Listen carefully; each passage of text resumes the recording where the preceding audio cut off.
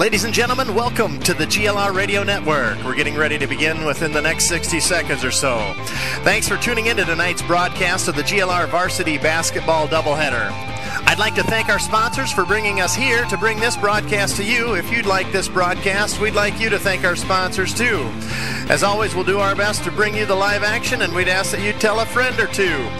Our web address is www.youcanhear.us/GLR. That's right, you can hear us on www.youcanhear.us/GLR. Find us on Facebook.com/GLR Radio, or get our free radio app on your phone by texting GLR to 72727.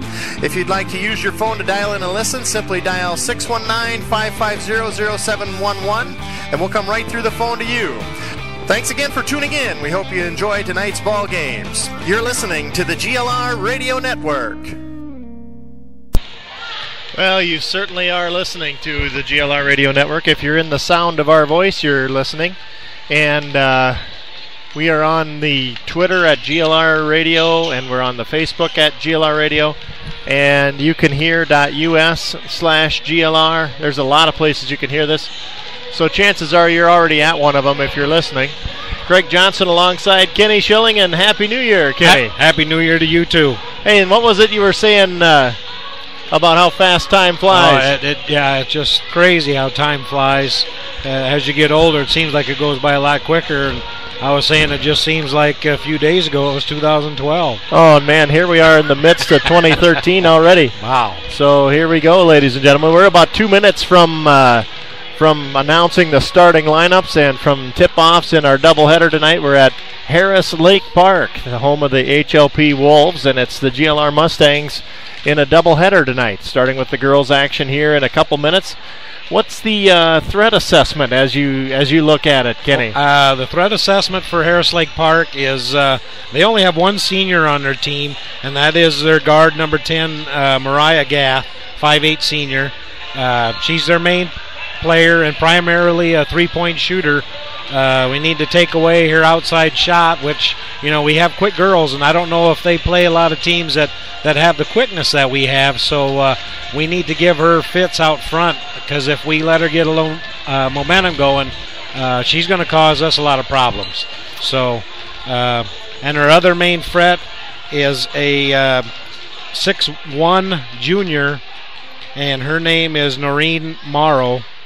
And she's, of course, being 6'1", 6'2", she's definitely an inside player and big target if she can get position in the box, and all she has to do is turn around and shoot. So, we're just going to have to beat her to the pass, and because she's a 6'1", 6'2" girl, but she is a bigger size girl, so I can't imagine she's a real quick on her feet. So that's how we're going to have to defend her, is with our quickness.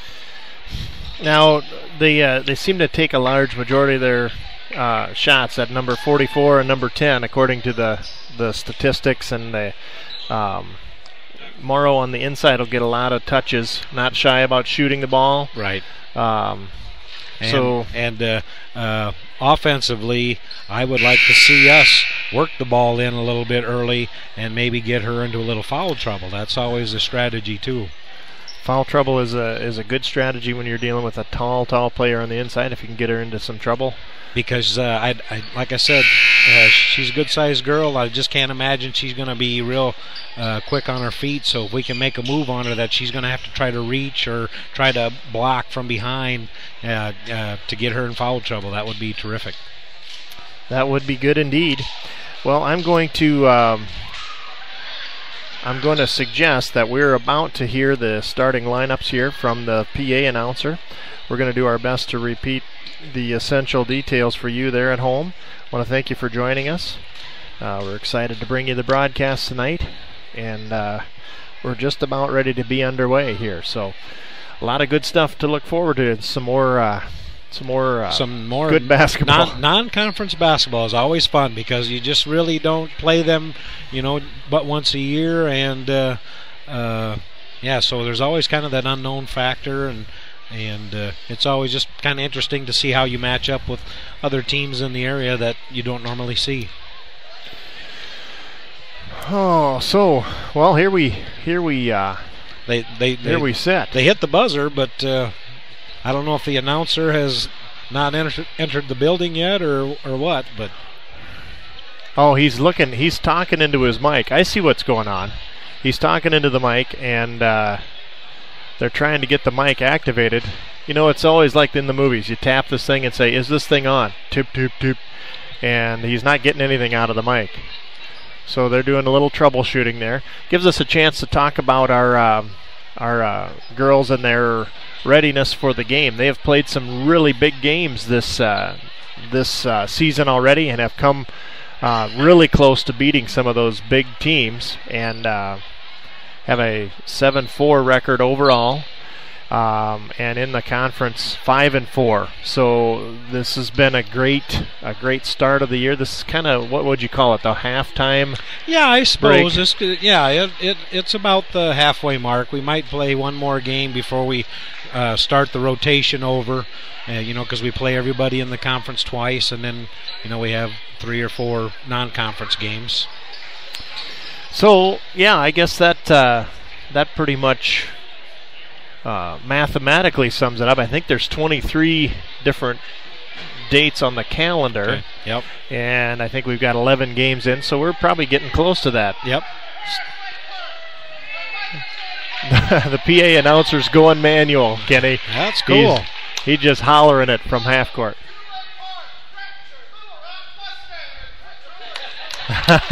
The Grettinger Little Rock Mustangs. I think he meant the George Little Rock Mustangs. He corrected himself. So the starting lineups. He's really glad to have his mic back.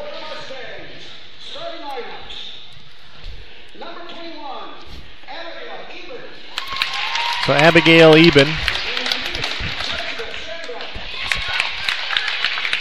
I need a program.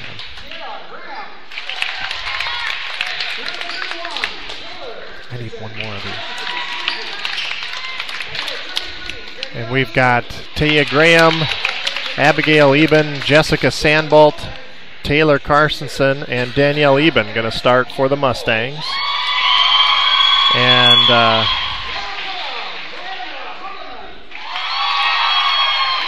got number 34. That's Bailey Hykins. Number 12. Let's see. Is that Mariah Gaff? Number 20. Macy Gunderson.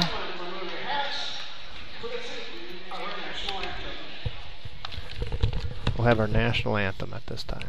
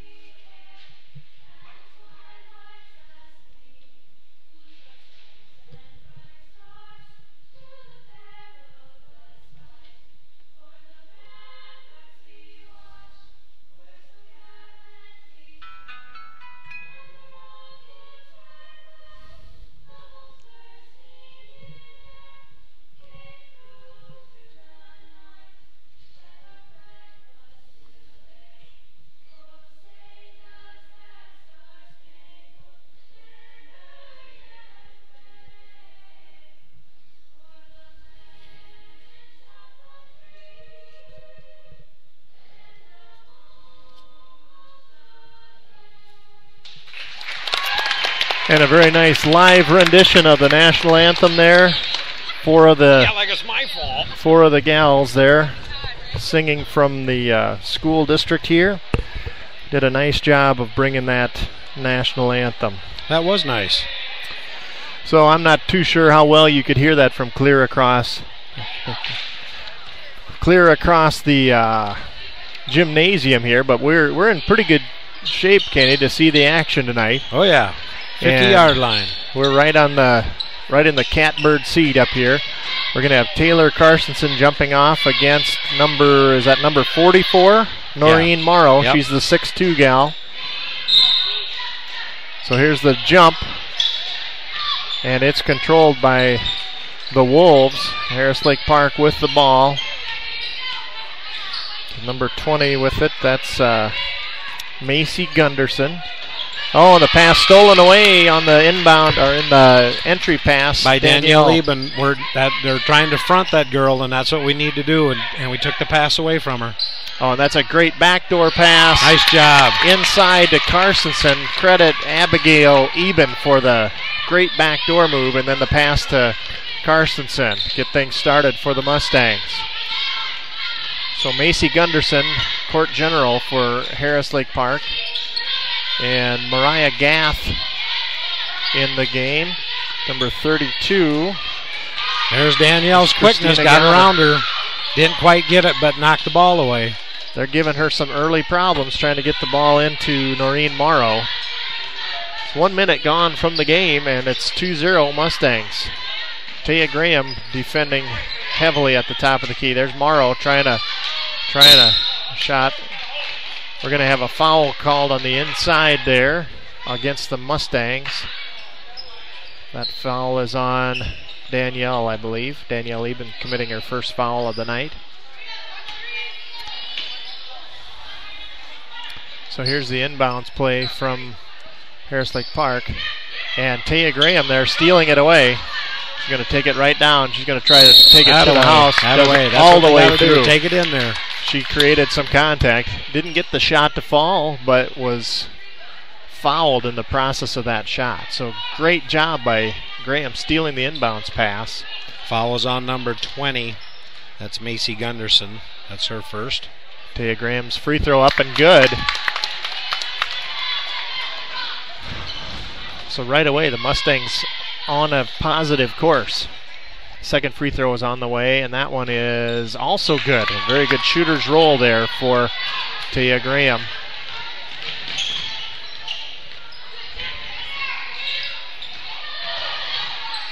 There's a steal. Nice block. And a foul committed on Harris Lake Park after the steal. And I believe that was on... number 10, I think. 10. Yep. Okay. Mariah Gath committing a foul there. They've got a nice scoreboard in the other side of the gym here, but they're not putting the little player and fouls thing down in the middle where we can see it well. So going to have a foul called away from the ball. That's 3 team fouls committed by the Wolves already. Yeah, and that foul good was pass inside to nice Danielle Eben. Good turnaround jumper, 4-footer, goes in for Danielle. That's going to be a travel. And that foul on Harris Lake Park was on Noreen Morrow, their 6'1" girl. So this is Miranda Brueggemann who's in the game. She took a really long stretch there to try to stop, and she was called for the walk. Taya Graham down to Carstensen in the corner, looking to create on offense. Inside to Danielle Eben at the free throw line. Shot's no good. Carstensen with the rebound at the 3-point line. Going to get some help from Sandbolt. Now they're going to reset the offense. 5:48 on the clock. Abigail Eben with it on the right wing. Going to be good defense there by... That quick hands by number 12. Miranda Brueggemann. Bright blue shoes with blue socks. That's a lot of blue on the floor tonight. There's a good pass inside. Jessica Sandbolt. Sandbolt gets a layup. 8-0 Mustangs early on here. 5:30 left. That's good defense. Taya Graham causing all kinds of headaches. We're going to have Mia Graham come into the game. It'll be Abby Eben's going to have a seat. Sorry, I'm over top of you. No, I was just force the jump ball, and it'll be Mustangs ball. Exciting basketball here. Mia Graham gets it back after a tip ball. That's Miranda Brueggemann. Quick hands on the inside. Going to go Mia to Taya. Taya drives it in. Tries a pass inside. It's going to be... I think it was off her leg, I believe. Off 44's leg. Off of Harris Lake Park. So Mustang basketball. Mia Graham will inbound under Mustang's own basket. 5:10 on the clock. 8-0 Mustangs. Pass inside to Danielle Eben. Turnaround jumper, Carstensen up, no good. A little too strong. Rebound controlled by the Wolves. Good offensive possession. The shot did not convert, but that's the kind of look you want, Kenny. Yep. Oh, yeah, no doubt about it. Taya Graham going to commit a reaching foul there. She is so quick on defense. It's a big threat to the Wolves when the Grahams are both in the game. That's Taya's first. We're going to have a travel called on number 10, Mariah Gath. Took an extra step. So 4:53 on the clock, 8-0 Mustangs. A very good start to the action here for GLR. Right wing now, Taya Graham. Mia's on the cut on the inside. Going to get it to Danielle, even back out to Taya.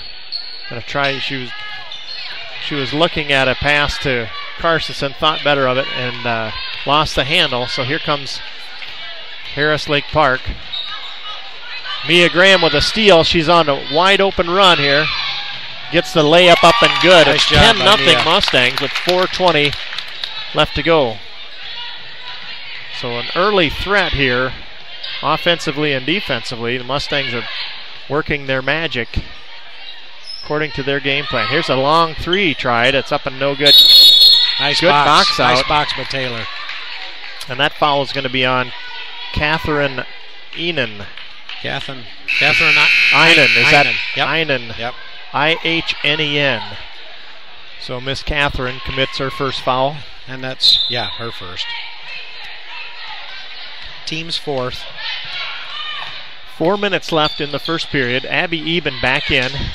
Mariah Terhark into the early action. Here's Taylor Carstensen, a 15-footer up and off the glass. Nice little bank shot. Booyah, it's 12-0 Mustangs. Mia with a steal.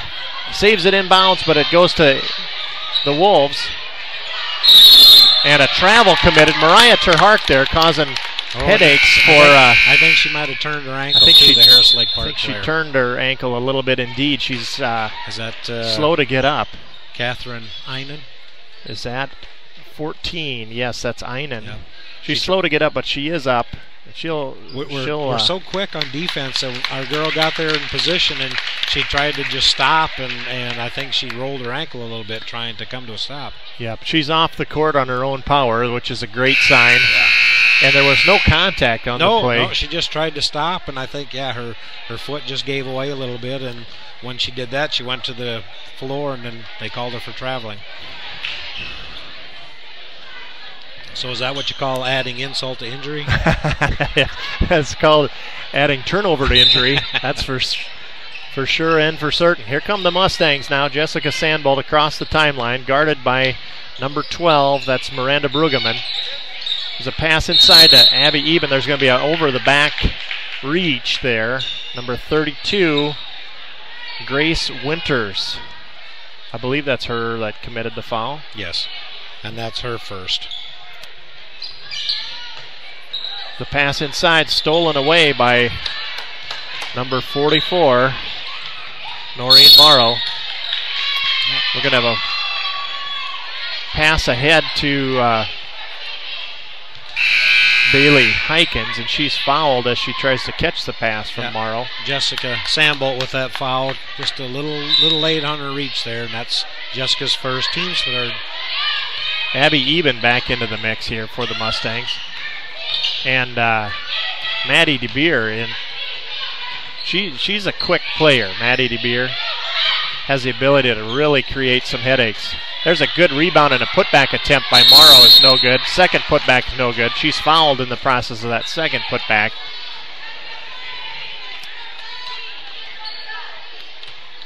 And that's on Mariah Terhark, yes. That's Mariah's first. We're on the opposite end of the court, folks, of where the refs are reporting the fouls, so we have to read everything backwards here tonight. But we're glad to do it. Morrow at the free throw line hits the first one of two. She was shooting when she was fouled, so that's her first points of the evening. And Harris Lake Park's first point. Yes, the icebreaker for HLP Wolves. So here's the second free throw. That one's no good. Mariah Terhark with a strong rebound there. Yep, good box out. So 12-1, 3:03 left in the first period. Mia Graham Abby Eben, top of the key. Mia Graham on the right wing. She drives into the 15-foot range. Shot's no good. Rebound controlled. Mariah Terhart out to Abby Eben. Nice job by Mariah to run that down. We're going to have a pushing foul, I believe, called on Harris Lake Park. I believe on 32. Grace 32, it's a push. That's foul. That's her second. It's away from the ball. So 12-1. Here come the upperclassmen back in, Danielle Eben and Jessica Sandbolt in for the two freshmen. That was some good quality minutes by the freshmen there. Here's Sandbolt with a 12-footer, a little too strong, off the backboard, no good. 2:35 left, 12-1 Mustangs. Abigail Eben playing some good defense on the top of the key there. There's a three-point shot up, but no good. Rebound controlled by Harris Lake Park. That shot's no good. And Jessica Sandbolt comes out of there. She's hip checked, it looks like. Yeah. Almost a hockey move without the sticks out there. She went down to the ground and a foul was called. On number 12, Miranda Brueggemann. That's her first, but that is the team seventh, so that puts the Mustangs into the bonus for the rest of the half. So we are going to have, with 2:19 in the first period, 7 team fouls committed. That's going to put Jessica Sandbolt on the line, as you said, Kenny, for a 1-and-1.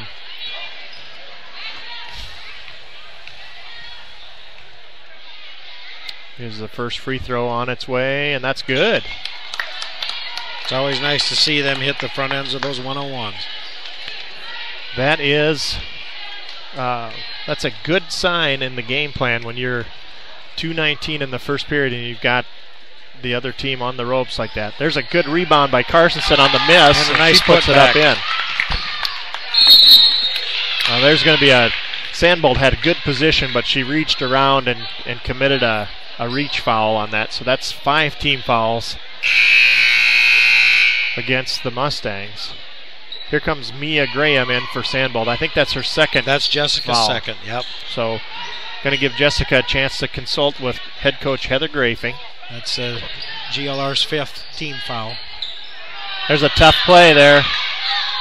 Mustangs come out of there with a steal. Abby Eben trying a three. It's up and no. Yes, it's good. Rolled around. It's no good. It's good. It's good. Rolled It's good. Twice. And there's a tip pass. Mustangs come out of there, and it's controlled by the Wolves. Abby Eben's going to be called for a stuck her knee out a little block bit. foul. So that's her first, team 6th. So you can next foul on GLR, then HLP will be in the bonus for the rest of the half. It is 18-1 right now. The score is a little bit skewed. We're going to have a foul called on Taya Graham. That's a incidental contact, but the player did go down. She's that's going to put Harris Lake Park into the single bonus. Yep, and that's Taya's second foul too. That's something we need to watch. We have 2 players in the first quarter with 2 fouls. So right away we're even on fouls, 7-7 on fouls, 18-1. And here is, I can't read her number. Her hair's so long. The first free throw's no good. 12. Danielle Eben controls the rebound. Good job. Gets it to Mia Graham. Pass across to Abby Eben. Inside to Taylor Carsonson. That ball was too Well, it was too one high. of them zigged when she zagged. Yep. I think Abby thought she was going to turn to her left, and Taylor turned to her right instead. So that pass ended up at her feet and out of bounds. Pretty good mustard on that pass, but it was the right thing. It was just just a little miscommunication is all. You can see the Wolves coach requesting some aspirin for these headaches on defense. There's a good pass inside to Morrow, and she's fouled from behind. I think Taylor Carsonson. Yep. That's a mighty high target. If you can lob it up in there, she's got a long arm and able to reach that. That's Taylor's first. Taylor's got 6 points according to the far wall. That's there. Unofficially what I have her for. There's Morrow with a good touch free throw. She's got good form on the free throw line. 2 for 3 as of this moment. Morrow listed as 6'1", and some say she's taller than that. She played very tall on that last play, so you could say she plays taller than that, if nothing else. Makes the second. We're not going to get the tape out or anything like that to try to determine how tall she is, but here's a shot from Maddie DeBeer. Maddie DeBeer with a 3. Hits the 3 just outside the arc, and that is another scoring threat that Harris Lake Park is probably not aware of, because Maddie don't get a lot of minutes, and she could definitely light it up from the outside if she gets into a rhythm. Harris Lake Park working it around the perimeter here. They're going 40 seconds on the clock. They're looking for a good shot. Here's a three-point try, and that one is no good. Rattles off. Rebound controlled by Harris Lake Park. Oh, and she got kind of pinned down on the baseline and tried to toss it kind of over her shoulder, and it went out of bounds. So Mustangs bringing it in from the backcourt. 28 seconds left in the period. So Maddie DeBeer, I think I'm grinning from ear to ear to see her hit that 3 out there. That's great to see. And don't be surprised if she takes another one at the end of this quarter, and she can hit it.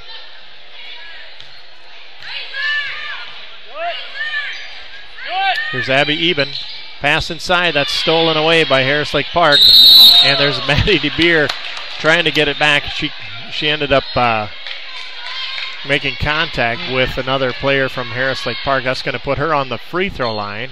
It's number 12, is it? I believe she's it's number 12. Like you said, her long hair is right in the way of that. That's Miranda Brueggemann. She's going to have a 1-on-1 here with 2.3. Hits the front end of that to make it 21-4. She's going to have one more shot here. That one is up, so good. So Mustangs will have to hustle to put a shot up. Taylor Carstensen tries a long one.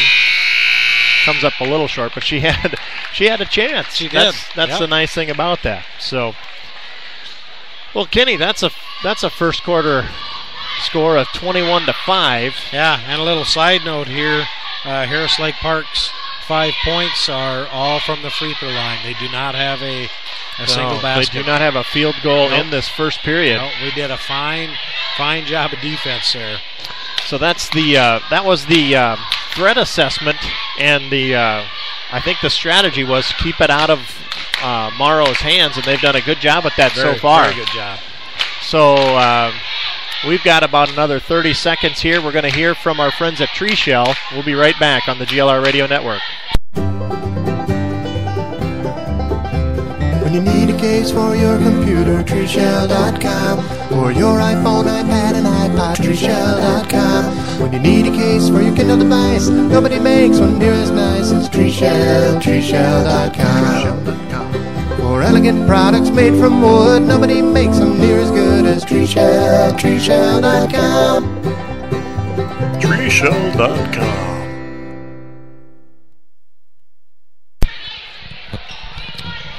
Well, if you're out there in internet land and you're having trouble with the stream, don't worry. We're making a recording of this. We'll upload it tonight before we hit the sack, so you can listen to the game in total during the next waking hours. Here's a three-pointer on the way from number 20.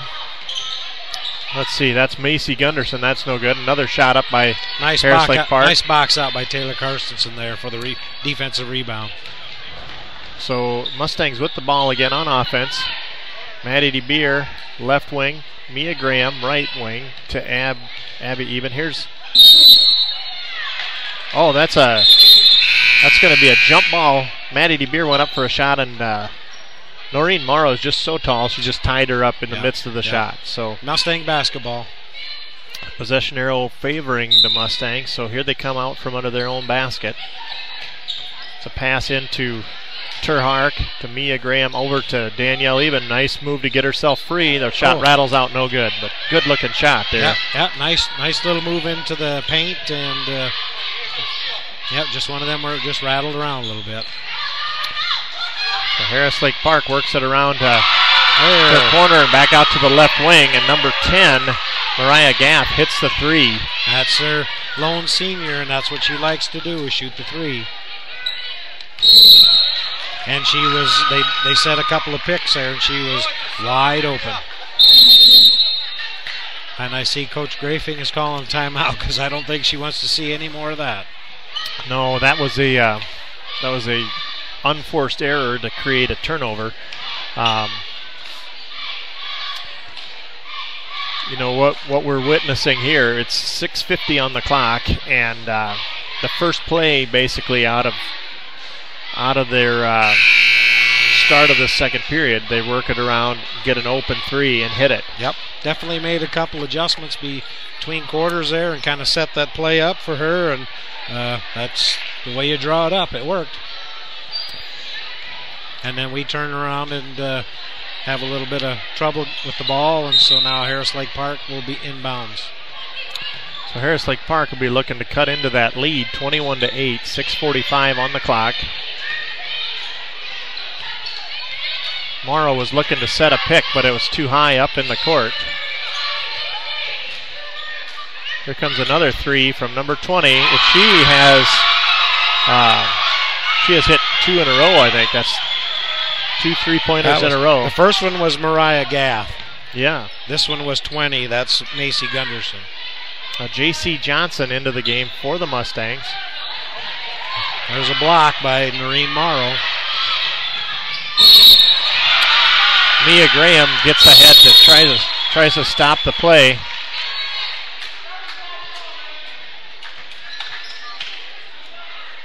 And I think he called a technical on somebody too. I think he did. So we're going to have a technical foul called. Well, they called a foul on Abigail Eben, 21. On Abigail? How in the world? Mia Graham went down there and blocked that shot. And they called a technical on Danielle Eben. On Danielle Eben. Yeah, I don't know if she might have said something because she was kind of trailing the play there, but. Well, that's changed the mood in the room quite a bit. This is number 12, Miranda Brueggemann, shooting the technical. She missed the first free throw shot. She's going to have another one.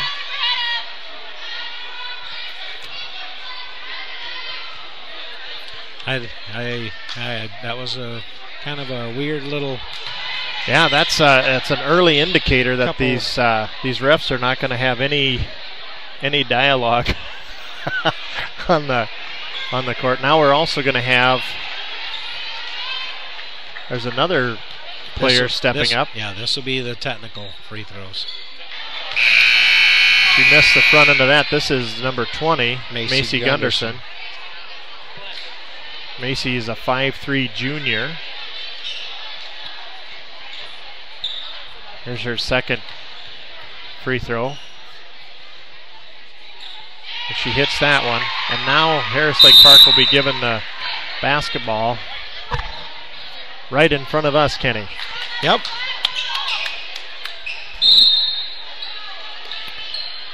That could have been, we gave up 2 fouls there, but it could have been a lot worse. They only made 1 of 4 free throws, so.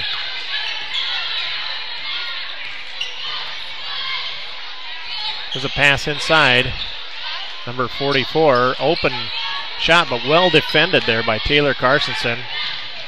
Mustangs come out of there with the rebound. Here's Sandbolt. Gets it. Oh! Good pass, but a tough catch and a hard foul there. Mariah Terhark went all the way down to her hip there. That didn't look too comfortable, but no. She's up right away. And I believe the foul was on number 10. That's Mariah Gath, and that's her second. That's their senior leader. Great pass inside, but man, that is the kind of. If that was me, I would still be on the ground, Kenny. Yeah. Mariah Terhark makes her first.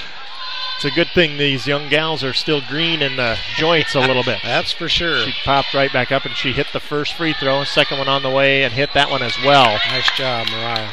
So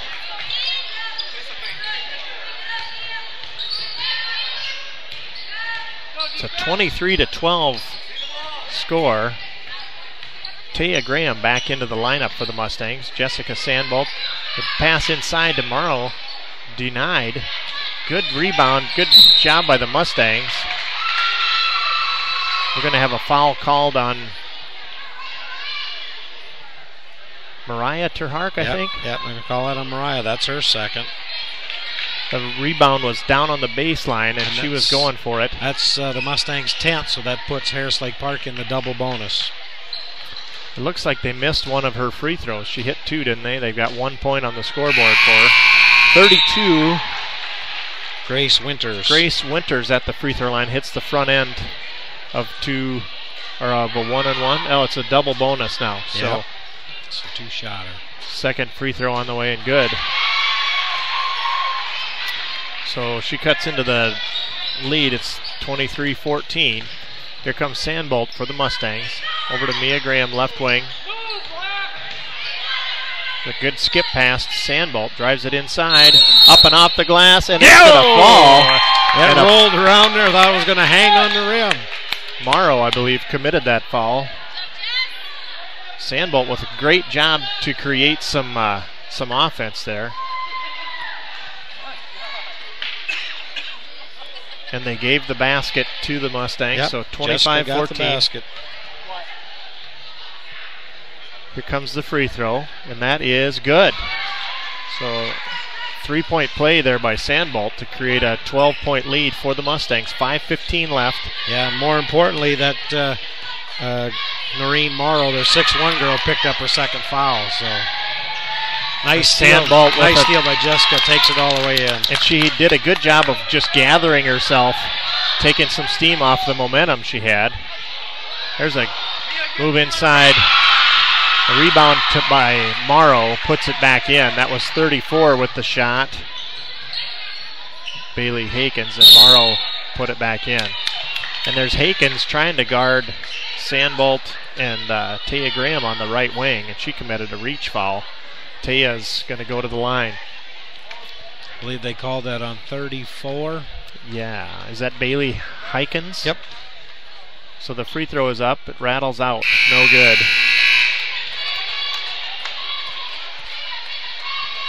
So Taya Graham, Mia Graham, Jessica Sandbolt, Mariah Terhark, and Taylor Carsonson in for the Mustangs. The second free throw rattles out, no good.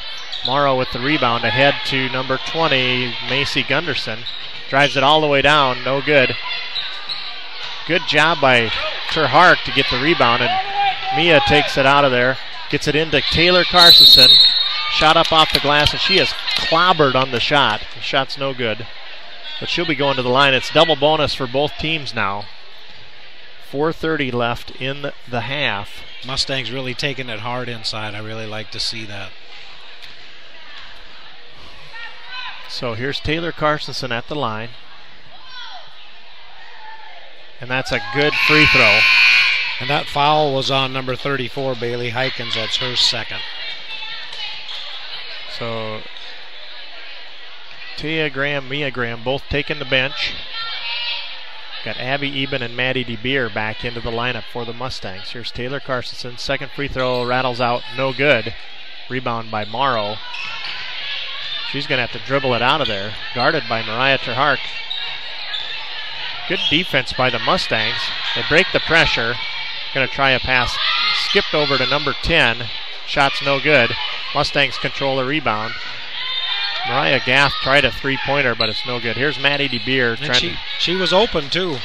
So you can't ask for more than that. No, that's what they're looking for. That ball was batted out of bounds.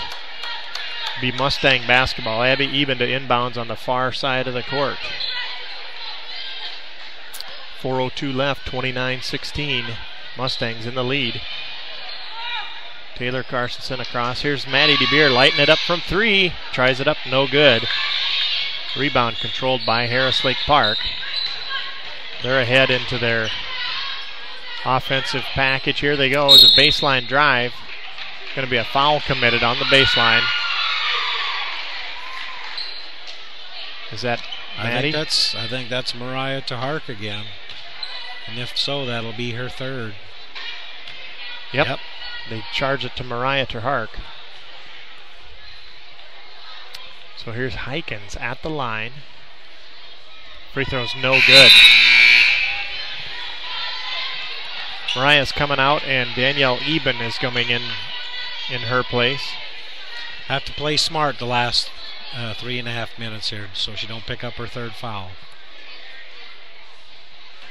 It's a big job boxing out that Morrow, and they wrestling over the same balls allowed the introduction of a Harris Lake Park player into the mix. The possession arrow favors the Wolves.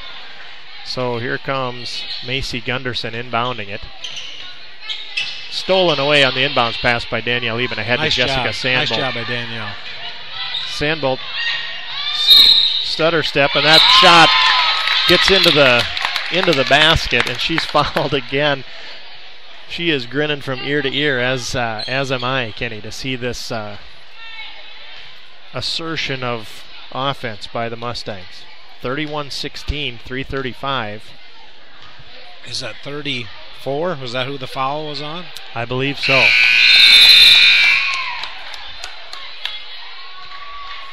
It's a little hard for me to see that spot of the scoreboard there. If so, that's on Bailey Heikens. That's her third.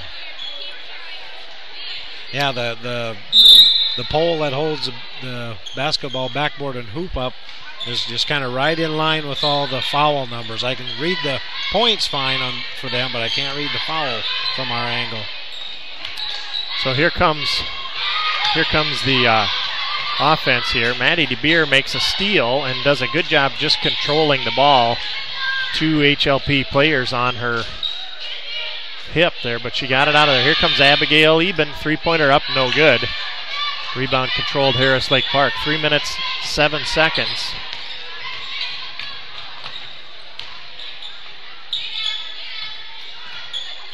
Harris Lake Park working it around the top of the key.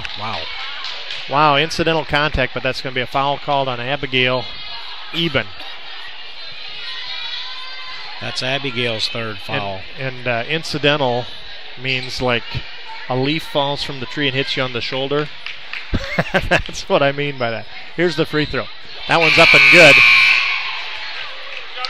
That's Gunderson at the free throw line, making the score 32-17.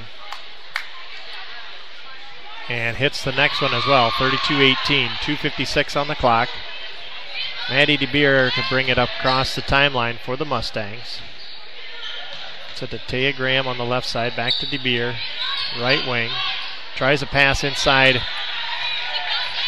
out of Carsonson's reach, controlled by Morrow. So the Wolves bring it across the timeline. Taya Graham defending. There's this. And that's going to be on. That's a moving screen indeed. Noreen Morrow. That's their big girl. That's her third. That's her third foul. That's key for the Mustangs. So that was a position foul. The contact wasn't so great, but it was incidental contact, and a moving screen is a no-no. And here comes number 14. That's Einen, and she is listed as 5'8", but she is... Boy, she's pretty good size herself. She is definitely an imposing threat on offense. Glad to see her moving around, though. She's the one that kind of turned her ankle earlier. So yes, that's good to see. Here's a good pass inside to Carsonson. Good-looking shot, but nice rattles out. Yep. So here come the Wolves. 2 minutes and 11 seconds left in this longer than usual period of play here. 8 minutes on the clock, but a lot longer in terms of play. And there's I think that's going to be a foul on Danielle Eben. Yeah, that's going to be her third. So that cuts into the Mustangs' fuel tank a little bit.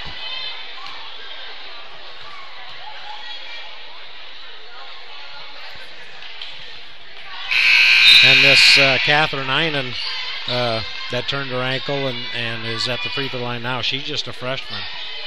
And she hit the front end of that. No, she didn't. She did not? No, you're right. It's 32-18. Second free throw is no good as well. Oh, nice rebound by Taylor Carstensen. Carstensen snapped she it out of there. that with authority. Like she had something to say, right? That's what I like to see. It's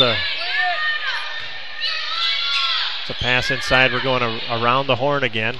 Mustangs content to take a little air out of the ball here. Yeah, looks like it. And if they're not going to come out and guard us, well, we can just sit out there and dribble for a minute and 30 seconds. Now they come peek out a little bit. Here comes Taya Graham breaking through that pressure. Good pass inside.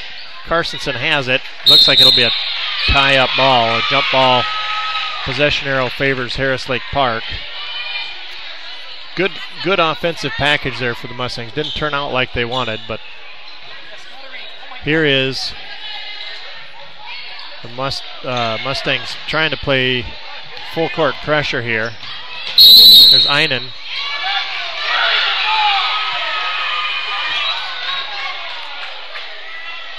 Carstensen will be charged with a foul. She went over to appeal her case and got the look from the official there. That's Taylor's second. That puts Catherine Einen at the line for two. Einen hit 1 of 2 on her last trip and hits the front end of this one. 32-19. A minute 19 on the clock. Mustangs in the lead. That second free throw off the top of the backboard. It dropped in. That took a high bounce and a friendly roll for Einen there. Carstensen working it inside. It was a good shot. Nice little jumper by TC hits the 8-footer, so it's a minute left in the period, 34-20. Mustangs have been in a handy lead this entire first half. Einen drives it inside, controlled by the Mustangs off of a missed bucket there. Here comes Maddie DeBeer. Left side, here's a three-pointer off the glass, no good. Mia Graham with a great save. Runs it down, that was nice. Good long stretch to keep it. Keeping her feet in bounds and reaching for the ball.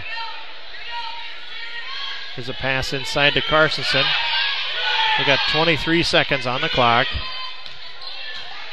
Here comes a steal. Good reach out and steal there. And Taya Graham steals it back but knocks it out of bounds. 14.9 on the clock. You don't get away with just dribbling it lackadaisical down the court after a steal. Taya Graham can close that distance. Here's Einen. Gets her own putback rebound, no good. There's another one. There's a shoe lost out of bounds. 1 second.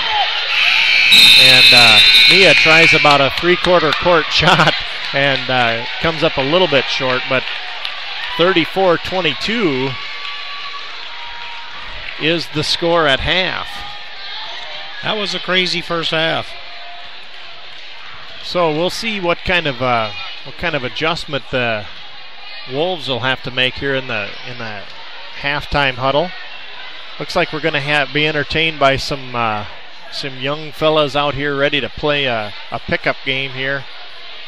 It's always entertaining to watch. We'll be back after a few messages from our great sponsors here on the GLR Radio Network, and we'll be back to recap the first half of play.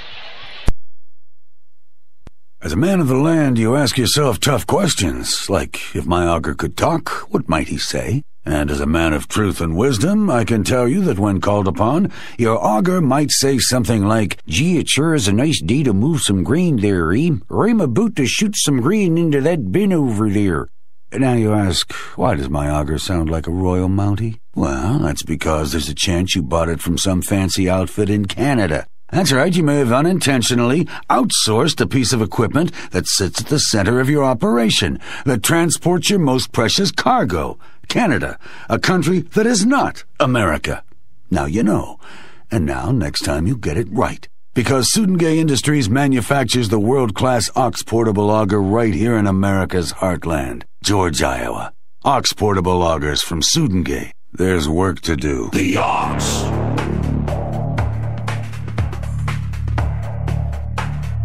Dykstra Chiropractic in George provides chiropractic services to relieve pain and stress and to help people live a happy, healthy life.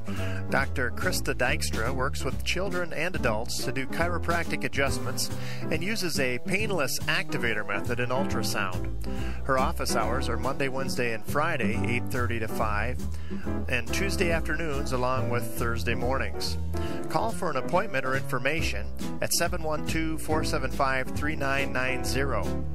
Learn the power of prevention and make great health a cinch. Visit Dykstra Chiropractic on North Main Street in George, 475-3990. Country Boutique in Rock Rapids is a full-service floral shop with everything you'd need from a romantic bouquet to home or office decorating for any season. They have an impressive selection of gift items for every budget, a framing gallery for photographs or paintings and memorabilia, a formal wear specialty store for weddings and proms and other formal occasions, and much, much more. Get an instant coupon worth $5 that you can use on your next visit by texting CB Flowers to 72727. Again, just text CB Flowers to 72727 and an instant coupon worth $5 off a qualifying purchase will be sent straight to your phone. That's the Country Boutique in Rock Rapids, Iowa, 712-472-3668. Well, we're about 7 minutes from starting the second half. We've got some of the young Wolves. This is the mini Wolf Pack, Kenny, out here. Yeah, mini Wolf Pack. They're playing a pretty good pickup game. Looks like he might have got away with a walk there, but who cares, right? There's shot at there's a stardom. Great put back there. The whole crowd gives him a cheer. He has to be all of 3 foot tall, and he nailed that 12-footer from the left side. So let's go back and recap a little bit of the highlights from the first half. As I see it, Kenny, it looks like the Mustangs have done one of the biggest jobs on the list was to keep Morrow out of the touches game. Oh yeah, without a doubt. She only has unofficially, of course, one field goal, and that was a little offensive rebound putback that she had. Otherwise, she hasn't gotten hardly any shots from the field, and she also has 3 free throws, so she has 5 points. Now, one thing of note is that she has got 3 fouls, and she sat out the last couple minutes of that first half. But also that our own Danielle Eben has got 3 fouls. That can always pose a problem for the Mustangs. Right. And not only does Danielle have 3, but Mariah Tahark is the one that usually comes in and gives Danielle a breather. Mariah also has 3 fouls, as does Abigail Eben. So we can say it's a good thing that those are 3 different players, or we'd have somebody already gone for the night. Right. On the plus side, we do have the Mustangs managed to get 3 fouls on, like you said a little bit ago, on Noreen Morrow, their big 6'1" girl. Yeah. So it appears that the Wolves have a couple of outside threats from three-point land. They've got a couple of three-pointers already in the books in the first half. Couple different players with those. Yep, Mariah Gath is their senior, and she was their big threat coming into this game. But we've held her to 3 points so far. And they do have a quick defensive package when you're trying to break their press. They can really get in your grill and make some problems. But our Mustang gals have done a good job of keeping the ball moving in the right direction and have broken that press very successfully when it's been implemented. Yeah. So. And I think Coach Grafing will go over a few things at halftime and maybe explain to the girls a little bit that, hey, these refs are calling a little tighter than normal. It's not a Siouxland Conference game. Usually Siouxland Conference, they let them play a little bit. So I think the girls will maybe adjust a little bit to all the reaching in and stuff and back off on the fouls because if not for the free throw line, Harris Lake Park has 1 2-point field goal and 2 3-point field goals. That's all they have. The rest of their points have come from the free throw line. Yeah, that makes for a tough road to hoe if you're not hitting those free throws. Yeah, they have 8 points. 8 points from the floor, and all the rest are field goal or free throws. So yeah, so that makes it 34-22 at half. We're about three and a half minutes away from the second half, and the players are coming back onto the floor. So the mighty mini Wolfpack getting a big charge of applause from the local fans here. Harris Lake Park wearing the deep blue and white, and their home uniforms are white with deep blue letters. Here the Mustangs are wearing their travel black odd-numbered uniforms. Kind of familiar colors for us. That's kind of what West Lions colors are, so we're kind of used to seeing that in the Siouxland Conference. So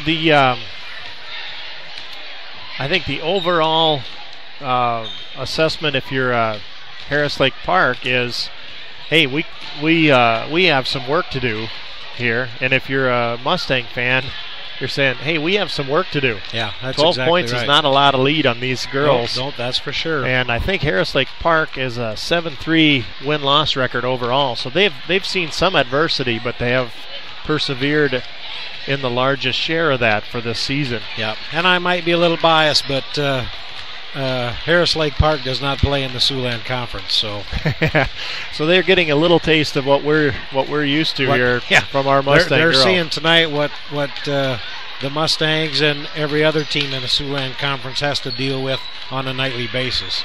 Now we could repeat what you said. You might be a little biased, but so might I, right? Right. Biased isn't necessarily a good thing. I mean, no. And it's, I don't mean that's a bad thing. Right. I don't mean that's necessarily a bad thing. And it's not just because, we're announcing this game, but it's the Siouxland Conference is arguably, one of the best conferences in the state for girls and boys basketball. So. Yes. So that has definitely made it an interesting first half here, and if you are having trouble hearing parts of this, we will upload a full broadcast when we get back to the studios for the GLR Radio Network. We've had some incidental reports that people were trying to listen on their devices, and it was sporadic. So we apologize for any inconvenience. We will upload a full broadcast so that you can listen to it at your convenience in its entirety and enjoy the full splendor of the GLR Radio Network in our broadcast tonight. So I'm really looking for Harris Lake Park to come out in this third quarter and really try hard to work the ball into their big girl, and especially if Danny Eben is Gardner, and try to get that fourth foul on Danny early. Yep. So we're just 30 seconds away. We're going to hear quickly from Security Savings Bank, and we'll be right back. This is Craig Manson, branch manager of Security Savings Bank in George. Now is a great time to stop in and discuss 2013 crop loans. We can help you make sound decisions about your farming operation for the upcoming year. I grew up on a farm and understand the challenges and benefits that go along with farming. I will take time to understand your unique farm operation and the situations you face. Our loans are approved locally by people you know. For help with your farm loans, count on Security Savings Bank of Larchwood, Inwood, George, and Canton. Member FDIC. And thank you to Craig Matson there from Security Savings Bank. Security Savings Bank, a sponsor here of the GLR Radio Network. We're grateful for their help in bringing you this broadcast. Mustangs inbound the ball now, and they've got the ball started. Jessica Sandbolt drives it inside and is fouled in the process. Wow, 9 seconds in, we got a foul. And Mustangs will inbound it under their own basket. And that is on number 10. That's Mariah Gath, and that's her third. So Sandbolt gets the ball again off the inbounds, takes it to the 12-foot mark, and drains a nice little jumper there. So she was shut off on the drive, got it back out of the inbounds play, and put it up and in. Mustangs on defense now. Here's a quick move by Carsonson. Yep, they're trying to go inside to their big girl. Taylor ties just up, stepped around and got part of the ball. Ties up Morrow. Tell you that if you'll pardon the pun, that's a big job to guard somebody who's that much taller. I would say there's probably 4 inches maybe of height difference. It's very noticeable. Taya Graham. Oh, there's going to be a reach foul. Abigail's going to come out. She just committed her 4th foul. That's going to be her 4th. So here comes Mia in for her. That she started walking right away to the bench, knowing that was one of them silly fouls, and she knew it right away. Yep. So it was it's 1 team foul apiece for these 2 teams in the second half. Mia Graham on defending, and Taya Graham doing the same thing. Taya's got a steal, and she's going to drive it up the middle. She's going to take it up against Morrow. Morrow just defends it so well, and Morrow comes out of there with the rebound. Offered a hand up, but Carsonson was already on her feet, so I think Taylor committed that foul. That's her 3rd. That's her 3rd. So Mustang's in some real foul trouble here. All 3 of our big girls with 3 fouls. So this could be a tail of the free throw line here in this second half. We'll keep watching for that. Here's Morrow way out at the top of the key, guarded by Carsonson. Harris Lake Park looking for the open shot. Here's a shot by Macy Gunderson. No, Mariah Gath on the inside and cuts the lead to 12. Taya Graham drives it in toward the top of the key, and there's a reach foul called there on Harris Lake Park. So as you said, they're calling it really tight, Kenny. And was that on number 12? Number 12, yes. Here's a shot from Sandbolt from 18 foot. Hits a nice jumper from outside. Mia Graham not letting any moment of rest for the Wolves here.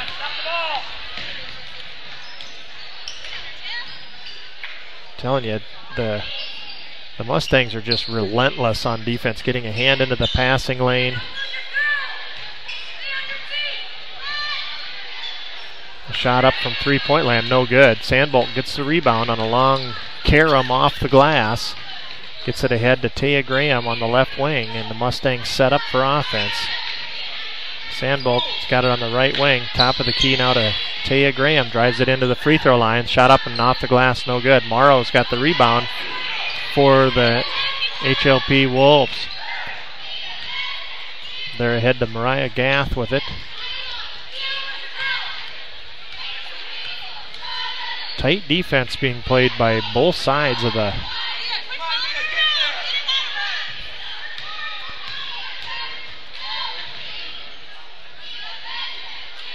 So Gunderson back to Gath. Gunderson and Gath playing catch at the top of the key there. And here is Brueggemann. Drives it inside. Morrow's got it underneath the basket. Defended well by the Mustangs. Nice job. Nice block by Danielle Eben there. And blocked it right back to the girl, and it went through her hands out of bounds, so it's Mustangs basketball. So Maddie DeBeer into the mix, and Mariah Terhark. Danielle Eben going to get some rest early on in this third period. There's a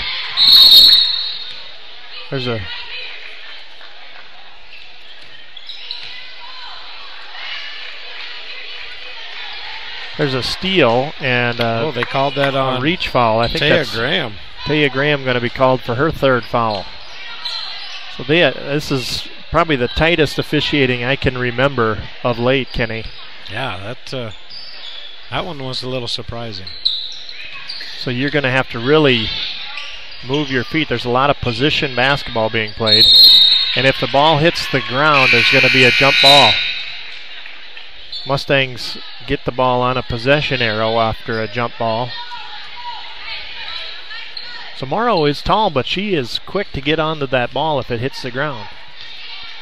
Credit her with the tie-up there on the Mustangs. Maddie DeBeer in, Jessica Sandbolt. Mustangs are working the ball around. Sandbolt makes a good move down to the baseline, gets around Morrow up off the glass and in. 40-24. That was a gutsy move. You know, Jessica's not that big, but to take it in on 44 and just kind of snuck right in behind her and laid it up off the glass. Morrow working the top of the lane, trying to keep our taller girls out of the paint. There's a good pass inside, and she just does a good job of catching that. And that's what they're looking for all night. Mustangs had 2 players in contention for that ball, but it was just too high for them.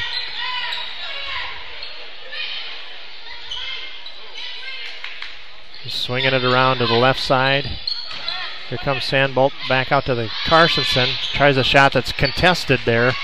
That was might have been partially tipped. Yep, I think she got a piece of that because it didn't get all the way even to the basket. Yeah, I could even from our angle, it's like the ball changed its rotation. It just didn't seem quite right. So I think it was a little bit blocked. So Einen with it on the right wing, guarded by Mariah Terhark. And here's Gunderson at the top of the key. De Beer on her, and she's going to be called for a touch foul. That's going to be Maddie's second. I can see from Team's here fourth. Coach Grafing's got a handful of hair on that one. But I think they are calling it pretty tight on both sides, to credit the officials here with consistency. It's 4-2 team fouls in this half right now. Sandbolt guarding. There's going to be 3 seconds on, and Sandbolt nice had her by Jessica there. She got her to pick up her dribble, and she was stuck in the top of the lane there. So Mustangs with a 14-point advantage here. 2:58 left in the third period. There's a good pass underneath. Oh, and a block by Morrow. Blocked Sandbolt cleanly. She was pretty quick there. She did a nice job. And then Taylor Carson does a nice job of stealing the ball back. And Taylor's going to be called for a charge. She put her arm out, and the gal flopped, and she got called for that was a nice job of acting. That's going to be Taylor's fourth. So we're going to have a timeout on the court. The Harris Lake Park head coach wants to talk things over. That gives us a chance to take a quick break here and hear from Mustang Plumbing and Heating. Mustang Plumbing and Heating provides service and repair on furnaces, water heaters, air conditioning systems, and heat pumps, along with all types of plumbing. Speaking of water heaters, Brandon and his crew replaced our water heater last winter for us, and the prompt and thorough service he and his team provided was very much appreciated. And now we have a water system that provides much more hot water much longer, which is a very important thing in our family. Contact Brandon Cruz for your plumbing and heating needs. That's Mustang Plumbing and Heating, 101 Main Street in George, 475-2661.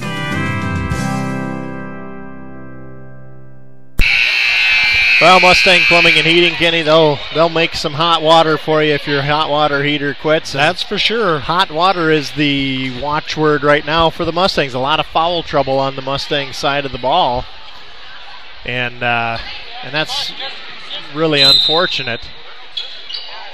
Yeah, that foul was on Taylor Carson. That's her fourth, team's fifth. So Taylor's going to have a chance to take a break. Danielle Eben and Mariah Terhark into the mix for the Mustangs. 3 seconds. Danielle Eben with a steal there, tips it away from Morrow, and the Mustangs come out of there with the ball. Sandbolt swing pass over to Maddie De Beer. Thought about a three-pointer. Here's a 12-footer from Mia Graham. The rebound goes off of Harris Lake Park, out of bounds. Took a real quick rimmed around really fast. I think caught all the girls off guard. Sandbolt with a good move inside. Gets a nice shooter's roll from 12 foot. Jessica's got a really nice game going tonight. Looks like she's got 19 points unofficially. She's really taking it to the hole, and her shot is just nice and soft tonight. And Morrow trying a three-pointer way too long. Rebound goes off the Wolves, and Mustangs will have it out of their under the far basket. Mustangs working from our right to left now in this second half. Minute 45 left. Mustangs still with a commanding lead here, 42-26. There's a pass to Mia Graham over to the right wing. Sandbolt down to Eben across the top of the key. Maddie DeBeer tries a three again. That's out, no good. And Morrow tips that rebound out of Danielle Eben's hands. So here come the Wolves from Harris Lake Park. And that is Einen with it, guarded by Terhart. Morrow now at the right wing. Pushed her way in, got the shot up, no good. And Danielle Eben will be called for an over the back. I believe they're calling 44 with the foul. I'm mistaken. I'm mistaken. And that's going to be her fourth.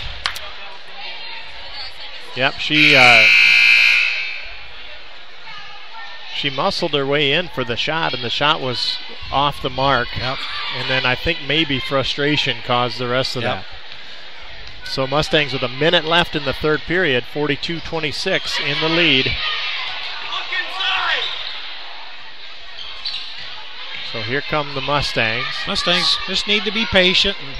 Good take from Danielle Eben. Nice move by Danny Eben. She had to turn away from the defense and did so very smoothly. Straight up and in. And there's another foul. It looks to me like this is the tightest officiating we've seen this season by far. That was on Mia Graham. That's her first. Team sixth. So Harris Lake Park working it around. Defense by the Mustangs has been good. Here's Mariah Terhart is going to be called for a foul on that shot. 30 seconds left in this period. That's 7 team fouls against the Mustangs. And that's going to be Mariah's fourth foul. So we're going to have Madison Henning going to give some relief here after this free throw. Einen misses the front end. Madison Henning wearing number 35 for the Mustangs. Going to provide some relief on the foul stripe here. Second free throw's no good. Good box out by the Mustangs. Here they come. Sandbolt looked ahead, had an open player. Maddie DeBeer shot up and no good. Rattles out. Sandbolt with a rebound. Slides in there. Nice job. I'm telling you, that is a great putback by Sandbolt. Just need to play good defense here the last 8 seconds. 8 seconds left in the period. There's a screen there. Morrow got her player open. Shot up by Einen. And with a half a second left, was another foul committed. So it's 8-3 on the foul count here. I believe that was on... That's Madison Henning. Oh, yeah. Well, she had a couple fouls to give when she came in. Here's Einen at the line. And with the clock stopped with 5/10 of a second left, closes the gap 46-27. So, second free throw up, and that one rattles out. Danielle Eben tries a rebounding shot, and it comes up a little short, but that's... Missed it by I don't think Curly Neal could have hit that shot. So, a great third quarter in the books if you're a Mustang fan. That was the right thing to do, though, because if one of the Harris Lake Park girls maybe would have took a swat at it, she'd have got 3 free throws. So, that would have been poetic justice. That would have been par for the course tonight, that's for sure. I think if you just take a swipe at it, whether you hit her or not, you might have gotten called for that. So, well, we're having a great time here at the Harris Lake Park Wolves Gymnasium. We've got 8 minutes on the clock. We've got about 30 seconds before the fourth period. We'll be back right after this message from Otter Valley Insurance. Farmers, are your 2013 profits protected from bad weather? The extreme weather of this past growing season is in the rearview mirror, but now you need to plan for next season.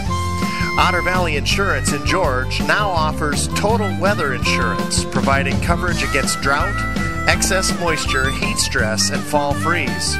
And the program pays out automatically when bad weather hits. That means no paperwork and no adjuster coming out to your farm. Call Otter Valley Insurance at 712-475-3325 to learn more and get a free quote today. That's Otter Valley Insurance in George, 475-3325. Well, we're back to live action here. Einen tries a shot from the right side for the Wolves. No good. Sandbolt comes out of there with the rebound, quickly clears the timeline and slows it down, setting up the offense. And we're going to have a foul on number 10, Mariah Gaff. Yeah, and that's their senior leader, and that's going to be her 4th foul. That'll be the team's 4th.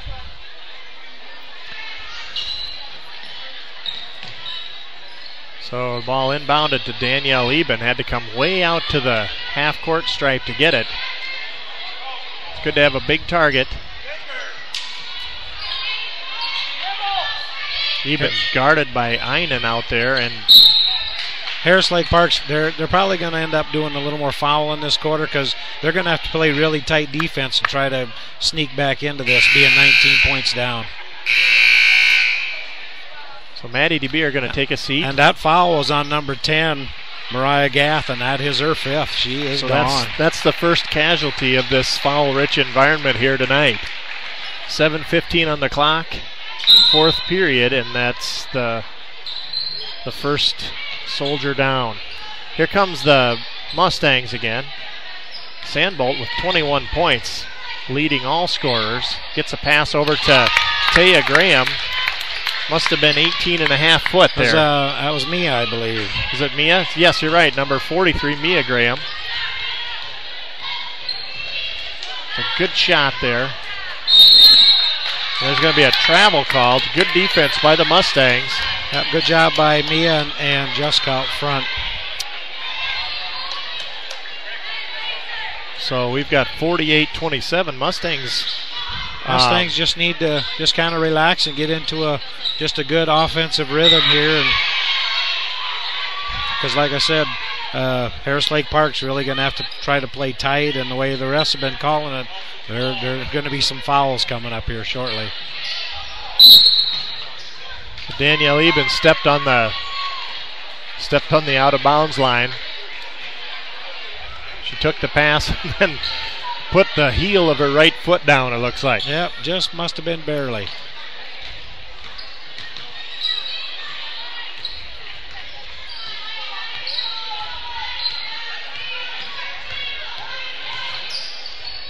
You got to be quick if you're working on one of the Graham sisters to get it across that timeline. You got to really got to work back and forth.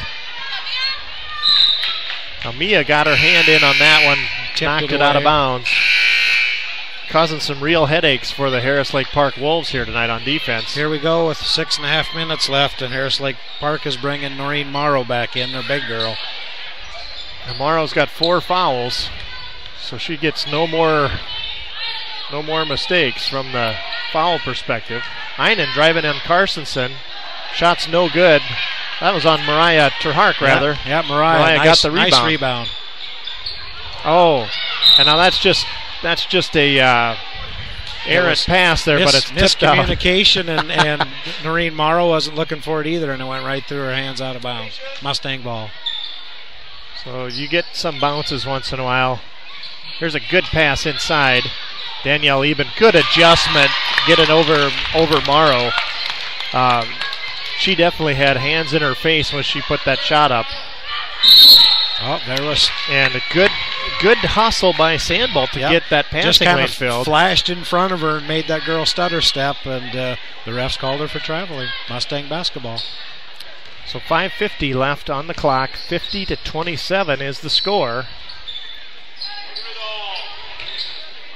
It's a good pass inside to Mariah Terhark. Nice looking shot by Mariah. That's about a 14-footer from the left angle there, and she just nailed that.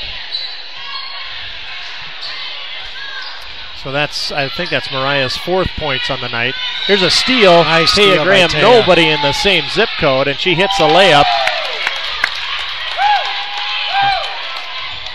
pass into Morrow, hands it back to her teammate, number 20, Macy Gunderson, who brings it across the timeline. 5 minutes, 10 seconds left. It's a pass stolen away. Taya Graham. Four Mustangs converged on that pass. Yep. Taya did the right thing getting it up court, but Mia and Danielle were both going for it, and the ball arrived, and neither one of them had it. They just kind of run into one another and got called for traveling. That's one of those that you can't really see coming. Nope, that's for sure. Taya Graham Taya with her hands to another one in the passing lane. I think Taya gets quicker as the game goes on.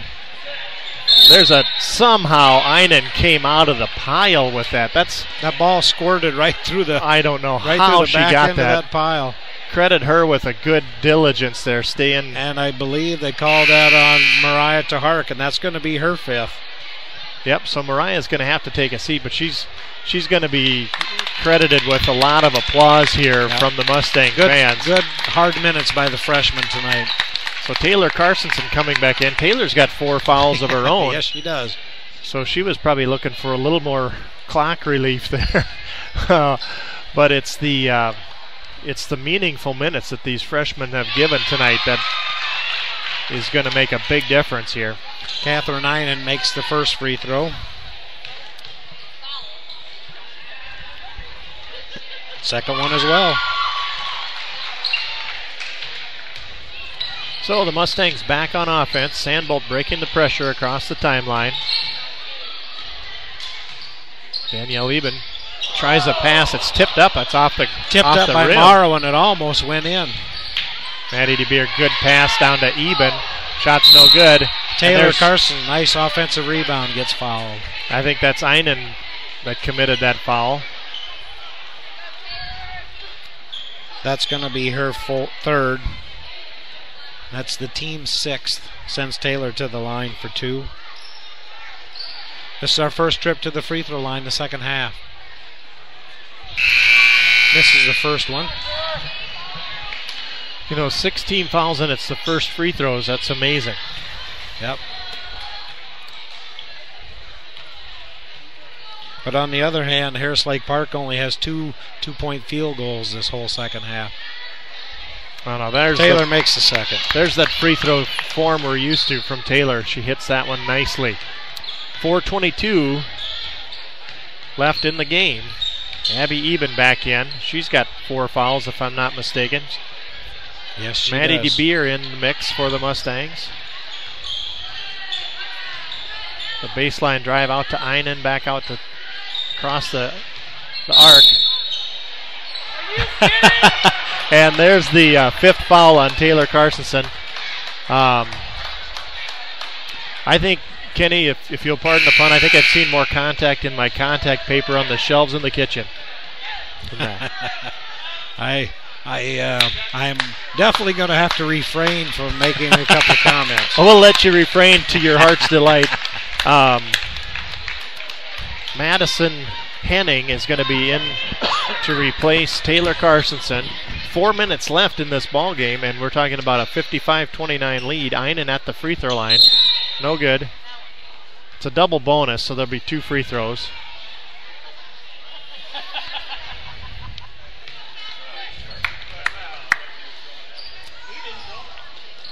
And that second free throw is good. Einen has got a lot of free throws tonight. So Sandbolt leading all scorers with 21 points. And she is fouled by number 12, Miranda Brueggemann. That's going to be Miranda's 3rd. That is the team 7th, so that puts the Mustangs into the one-on-one bonus. Maddie DeBeer coming out to applause from the Mustang fans. Jessica Sambold at the line for a 1 and a bonus. Taya Graham back into the lineup. Misses it. That free throw is no good. Morrow controls the rebound. She's actually dribbling the ball like she's got somewhere to be. Gets it across the timeline. Here comes the 12-foot shot. Henning's knocked to the ground. Morrow with the 3rd putback. like she's padding her stats for offensive rebound. She's hard to She stop. just kind of bullied her way in there, and there was nothing called there, not to our crowd's liking, considering what we've been called for. Taya Graham misses a 15-footer. Morrow grabs that rebound out of there. Much to the chagrin of the Mustang fans. No foul called there either. 3 minutes, 10 seconds left.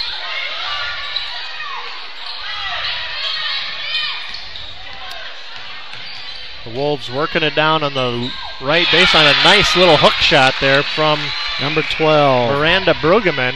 That's her first bucket of the night. That's that little mini hook. Makes it a 21-point ball game. Abby Eben looking to find somewhere to go with it. Sandbolt gets it to Taya Graham in the right wing, inside to Danielle. Mustangs resetting out to the top of the key. Looks like Mustang's going to try to take a little air out of the ball now. 2.5 minutes left to go. Now that we're in the bonus, we can afford just to take a little time off the clock, and if they come out and foul, then that just sends us to the free throw line.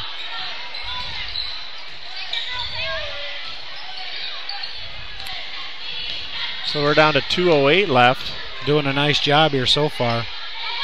That's really that's a big job with this quick Harris Lake Park defense, but they're doing it. They're getting it around the horn. They're resetting. And Harris Lake Park has, I was just going to say, has refrained from trying to foul, but I think they're to the point where they don't have a choice. So that's Macy Gunderson committing that one. That's her second. So that's going to put Abigail Eben at the line. Maddie DeBeer coming back into the lineup. Madison Henning taking a seat. Did a great job there filling in that role for Taylor Carsonson, who has fouled out with about 3.5 minutes to go. Abby's first trip to the free throw line and makes the first one of the 101. Earns the bonus. And J.C. Johnson going to come back into the lineup.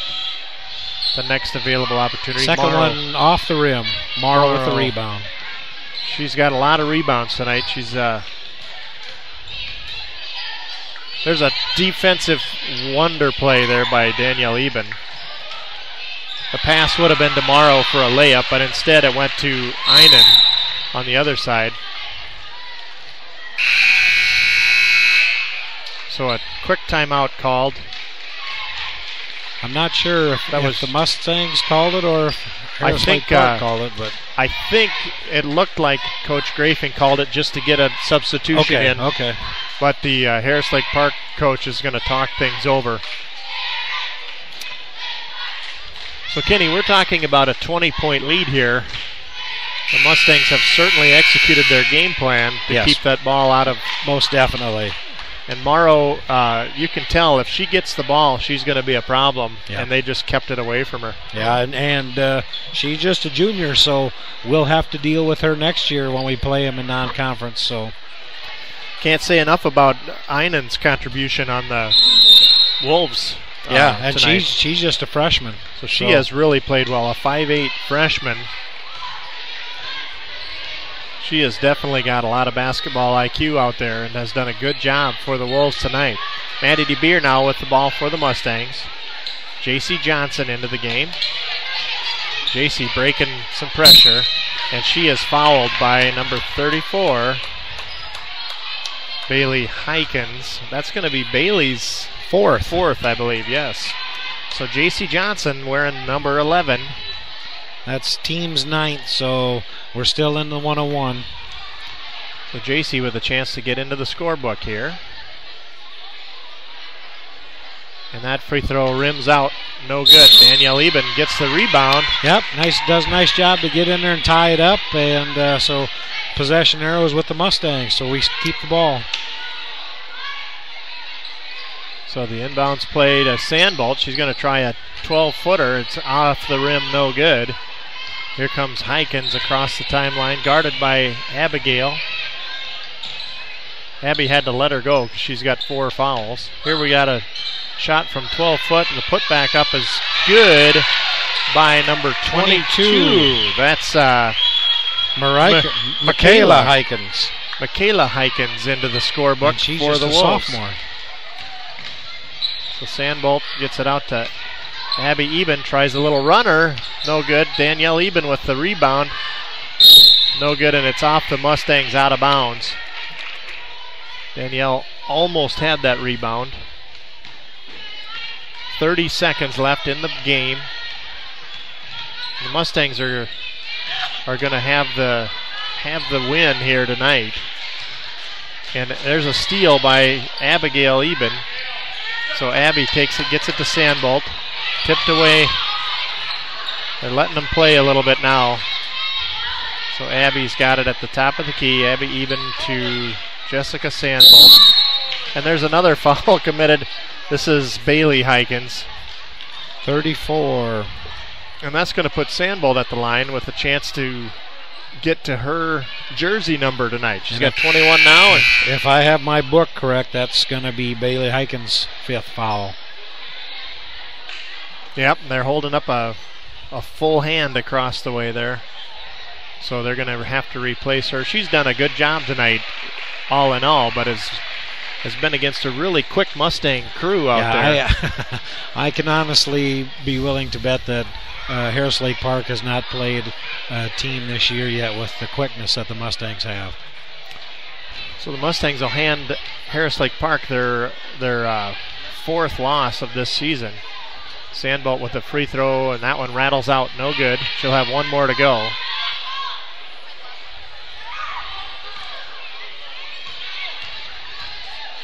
.8 seconds on the clock.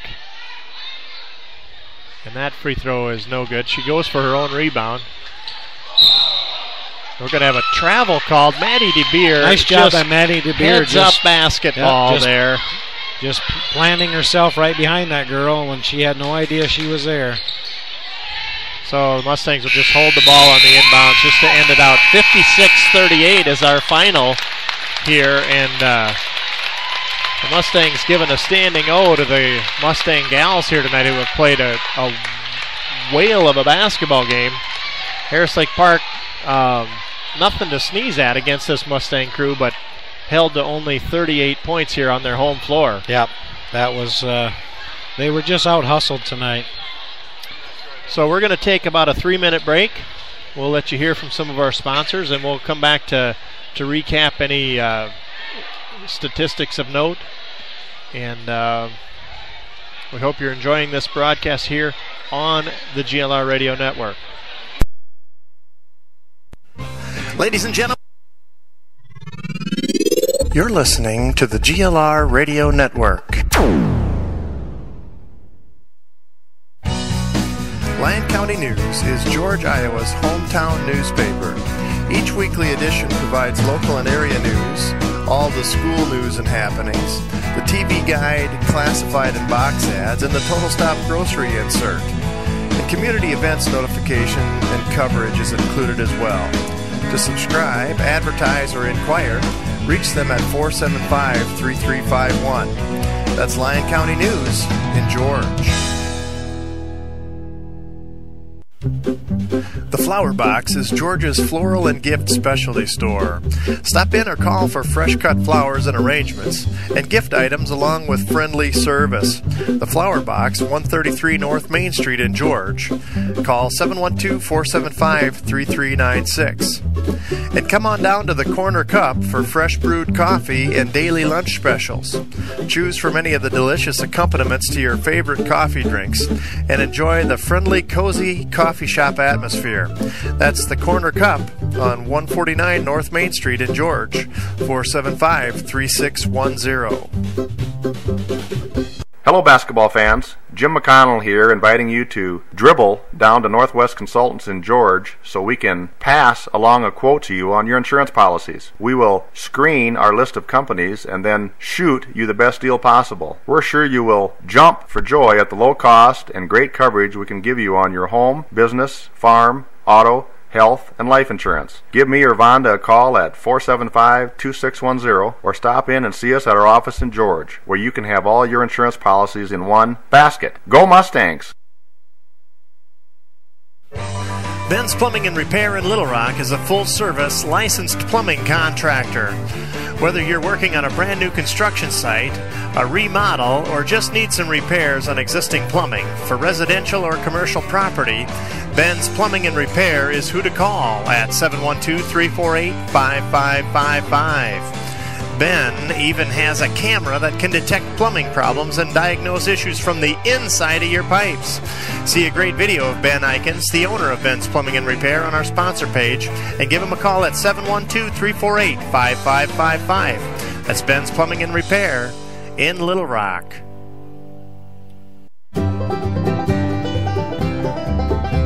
When you need a case for your computer, treeshell.com. Or your iPhone, iPad, and iPod, treeshell.com. When you need a case for your Kindle device, nobody makes one near as nice as treeshell.com. For elegant products made from wood, nobody makes them near as good as treeshell.com. treeshell.com. Corner Service in Little Rock is the place to go for all your vehicle maintenance needs. From oil changes to overhauls, get a set of new tires or even wiper blades to help with visibility. Let the professionals at Corner Service keep your vehicles running smoothly all year long. Their service station is located at 415 Main Street in Little Rock, and they can be reached by phone at 712-479-2794. That's Corner Service, Main Street in Little Rock, 479-2794. As a man of the land, you ask yourself tough questions, like, if my auger could talk, what might he say? And as a man of truth and wisdom, I can tell you that when called upon, your auger might say something like, "Gee, it sure is a nice day to move some grain there, or I'm about to shoot some grain into that bin over there." Now you ask, why does my auger sound like a Royal Mountie? Well, that's because there's a chance you bought it from some fancy outfit in Canada. That's right, you may have unintentionally outsourced a piece of equipment that sits at the center of your operation, that transports your most precious cargo. Canada, a country that is not America. Now you know. And now, next time, you get it right. Because Sudengay Industries manufactures the world-class Ox Portable Auger right here in America's heartland, George, Iowa.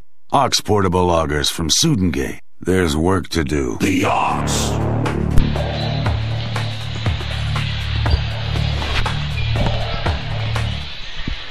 Well, be sure to check out the Ox Portable Auger System from Sudengay Industries, sudengay.com, and right there in rural George, Iowa.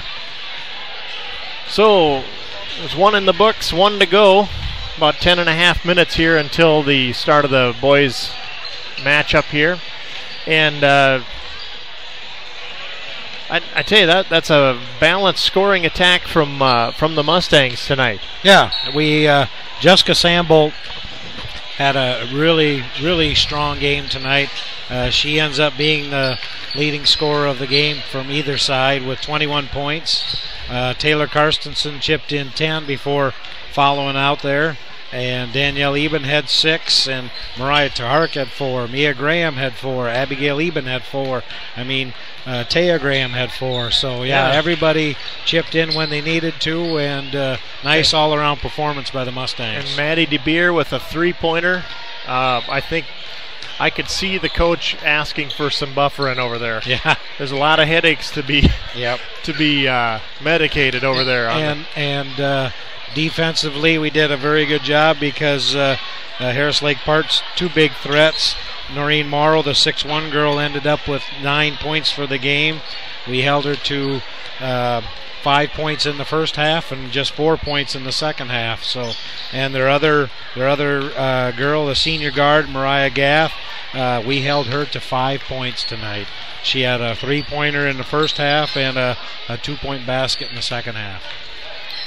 Now it's of interest would be if they had a chance to scout the Mustangs in person, they would have maybe had a different look at the game. Maybe they did. I don't know, but I think you're right. I think some of the credit has to go to the coaching staff there on the GLR Mustangs for coaching this team to hustle when you have to, even with all the foul fest that this game was. They still had plenty in the tank, even down the stretch. Yeah, and I don't know if it was if the refs backed off just a little or if both teams made a few adjustments at halftime, because the Mustangs had 16 first half team fouls, and we only had 8 team fouls in the second half. And the same with Harris Lake Park. They had 14 team fouls, and they committed 10 team fouls in the second half, and 2 or 3 of them were at the end of the game when they needed to stop the clock. So yeah, that I can't say enough about our balanced attack. All of the players got some meaningful minutes at important times tonight, and did a great job. Yeah, that's for sure. Everybody contributed. We had some, like you said, Maddie DeBeer come in and played some quality minutes. We're still without kind of the floor leader. Keely Cruz is still kind of nursing that knee injury. And so all these other girls are just kind of stepping up and filling in and doing a fine job. J.C. Johnson come in and played some good quality minutes, as did Madison Henning. So that, those are maybe not size-wise, but responsibility-wise, big shoes to fill when Danielle Eben takes a seat, when Taylor Carsonson takes a seat. Yeah, without a doubt. Especially against tonight's opponent, when you're looking at, this girl at 6'2", and that they got that Catherine Einen at 5'8", but boy, she looks awful close to 6 foot from here. Yes, and she played like a 6 foot, and she just has really good basketball intelligence. It's obvious that she's going to be one of their major contributors in years to come. Somebody to watch. Can't say enough about her contribution. She was in almost the entire game and really played meaningful minutes. Something for Harris Lake Park to be really proud of there. Yeah. And one thing I'd just like to comment on, coming into tonight's game, like you said, Harris Lake Park was 7-3, so they got to be feeling good about their season so far, and came into tonight's game with a positive attitude that, hey, we can beat these guys, and we jumped out to a 15-0 lead or whatever it was away, and really never got closer than 12 points all game. But my hat's off to the Harris Lake Park girls. They never played like that they were mad or upset, they got down, it was a nice clean ball game all the way around, and absolutely. That's something to definitely commend the Wolves for. They never hung their head as if it was lost. That's exactly right. And it's definitely good to see when a team is well coached like that they played all the way through to the end. Right. And I love to see that. Like they were, frustrated or anything. So they just kind of got outplayed tonight, and I think they accepted that, and they'll move on to their next game, and so will we. So that's our recap of the first game. We're going to take another short break. We're about 5 minutes away from the tip-off here, so we're going to give our broadcast partners a chance to shine here, and we'll be back after these messages. Mustang Plumbing and Heating provides service and repair on furnaces, water heaters, air conditioning systems, and heat pumps, along with all types of plumbing. Speaking of water heaters, Brandon and his crew replaced our water heater last winter for us, and the prompt and thorough service he and his team provided was very much appreciated. And now we have a water system that provides much more hot water much longer, which is a very important thing in our family. Contact Brandon Cruz for your plumbing and heating needs. That's Mustang Plumbing and Heating, 101 Main Street in George, 475-2661.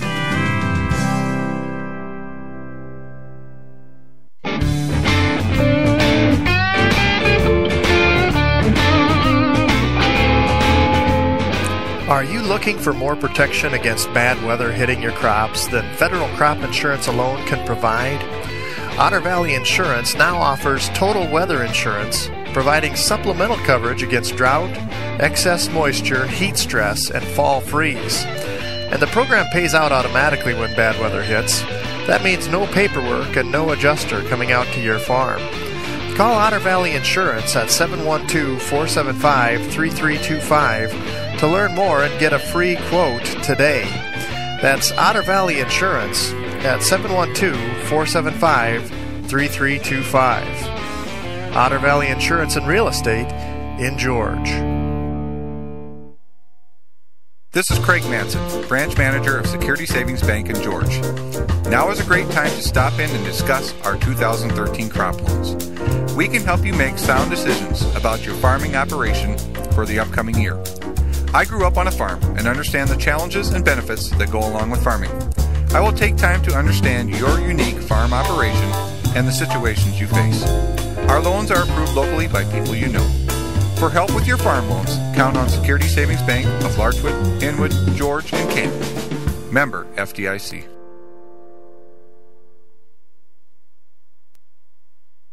Country Boutique in Rock Rapids is a full-service floral shop with everything you'd need from a romantic bouquet to home or office decorating for any season. They have an impressive selection of gift items for every budget, a framing gallery for photographs or paintings and memorabilia, a formal wear specialty store for weddings and proms and other formal occasions, and much, much more. Get an instant coupon worth $5 that you can use on your next visit by texting CB Flowers to 72727. Again, just text CB Flowers to 72727 and an instant coupon worth $5 off a qualifying purchase will be sent straight to your phone. That's the Country Boutique in Rock Rapids, Iowa, 712-472-3668. Warranty's Paint and Body in George, Iowa is your place for high-performance refinishing at its finest. Heath Warranties and his team specialize in collision repair, glass replacement, restoration, towing, and even windshield chip repair. They're located at 103 North Sydney Street in George, Iowa. Call them today, 712-475-3307. That's Warranty's Paint and Body in George. The Total Stop Food Store is George's hometown grocery store. Not only will you find a complete selection of fresh produce, meats, dairy products, and groceries, but you'll find the kind of excellent friendly service that you'd expect from your hometown grocery store. See the fine, friendly folks at your friendly hometown grocery, the Total Stop Food Store on Main Street in George, 475-2825. That's the Total Stop Food Store in George.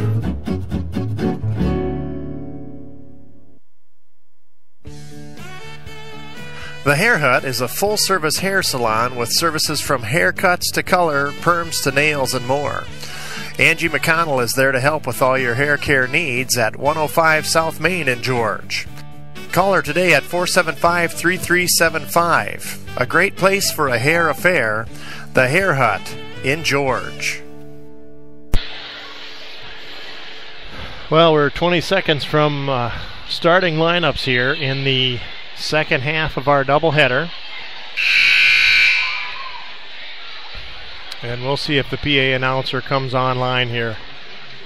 Yes, he's got his mic working, so we can pretty well predict the starting lineups for the Mustangs. We've seen a lot of different lineups throughout the season thus far. So we'll give you the heads up on that. So we're going to have Reed Guzzi right out of the gate. Alex Wiertzma. Evan Voss. Tanner Versteeg. And Austin Hayengay round out the starting lineup. And Harris Lake Park. Number 11, Brady Van Iperen. Number 13, Cade Heikens. Number 10, Colin Bronze. Number 23, Elijah Einen. And number 44, Tanner Hively for Harris Lake Park.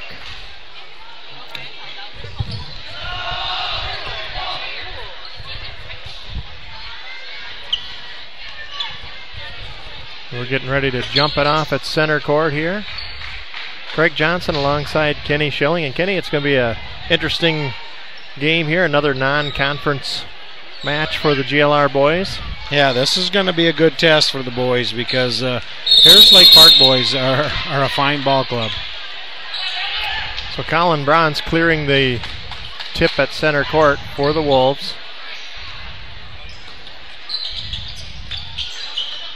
Wolves working it down to the corner. Baseline drive. Stolen out of there by Evan Voss. Alex Wiertzma's got it, and now to Tanner Versteeg, who clears the timeline for the Mustangs. Over to Hayengay. Top of the key. Tanner Versteeg and Hayengay playing catch with it. Top now to Reed Guzzi. Versteeg driving into the center. Gets it to Hayengay. Out to Evan Voss, who can light it up from three. That shot's no good. Rebound by number 10, Colin Bronze, quickly ahead. And it's a three-pointer tried from the right wing. Tanner Versteeg comes out of the scrum with it. Nice job by Tanner. He kind of stepped in and got into that passing lane. And Tanner comes up and hits from three.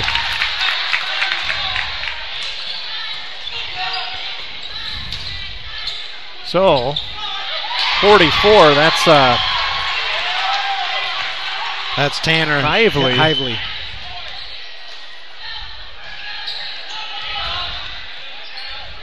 Shot up by Wiertzma is blocked. Blocked by Einen. We're going to have a blocking foul called on Hayengay.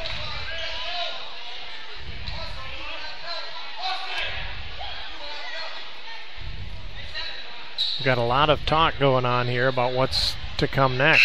There's no shot on the play, so they were lined up like they were ready for a free throw for a second there. It's 3-2 in favor of the Wolves. That foul was on Austin Hayengay. That's his first. Rather in favor of the Mustangs. I don't want to get that wrong. Here's a travel called on number 23, Einen. Elijah Einen is a 6'2 senior.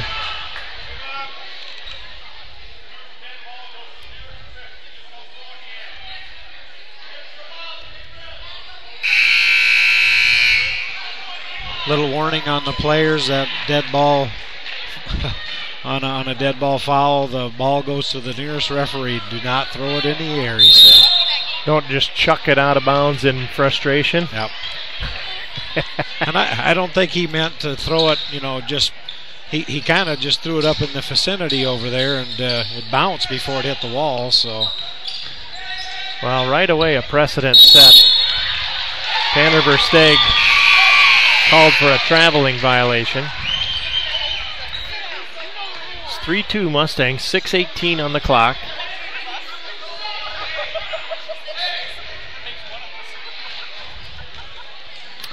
So number 13 brings it across the timeline. That's Cade Hykins. Over to number 11, tries a three-pointer. Ball bounced before anybody touched it, and Wolves come out of there with it.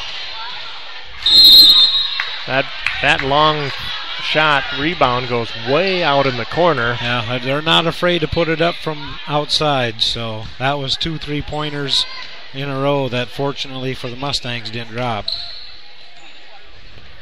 Tanner Versteeg putting on a dribbling clinic at the top of the key there.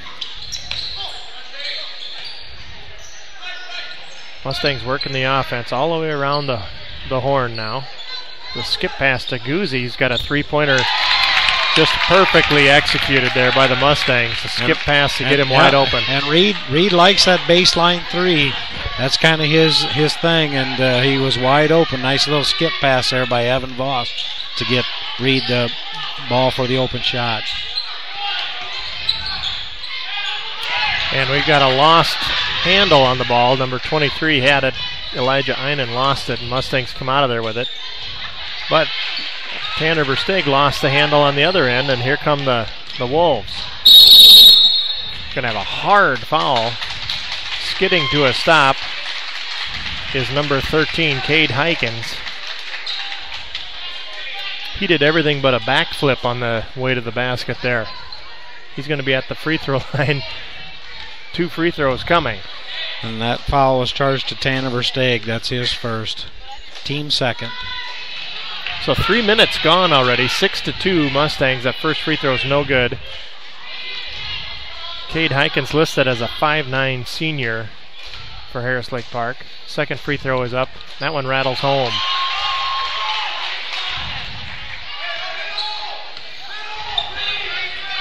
So here's some pressure here from the Wolves. Good job by Hayengay to get that to Alex Wertzman. It's going to be a timeout called. Coach Kurt Schilling wants to talk things over. We'll be back right after this short message from treeshell.com.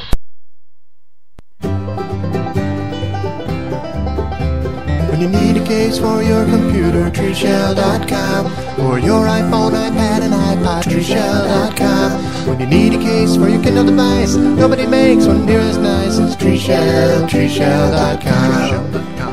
For elegant products made from wood, nobody makes them near as good as treeshell.com. treeshell.com.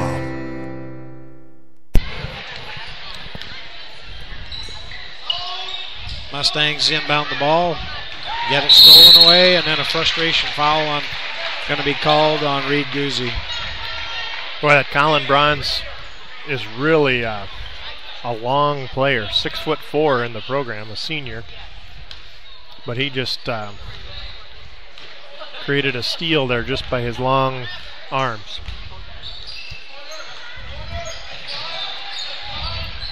So here come the Wolves. Work it inside, back outside. Here's a shot from the left side, three-point land, up and good. And your assessment was right. Colin Bronze, a threat inside and out, hits that three-pointer. They aren't going to miss those all night, as you eloquently put during the break. Here's a skip pass that's stolen, good behind the back look.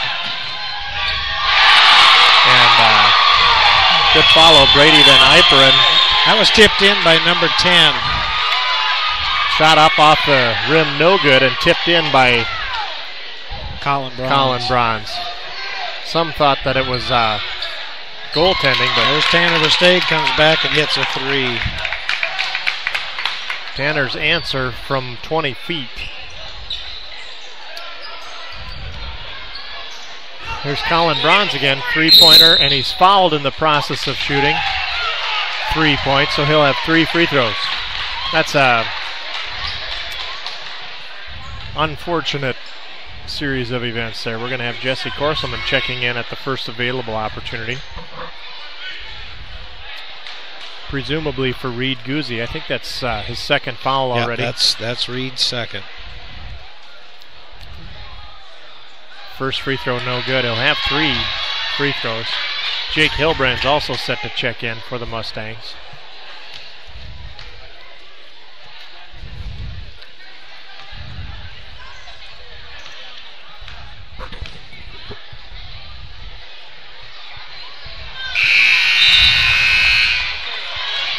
Fortunately, this is the second one.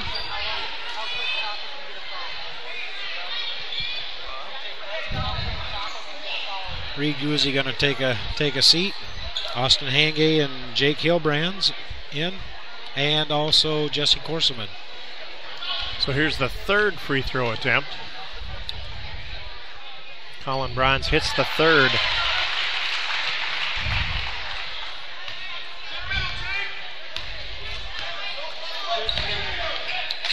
Hangay driving to the right side. Finds no joy, turns it back around. Versteeg.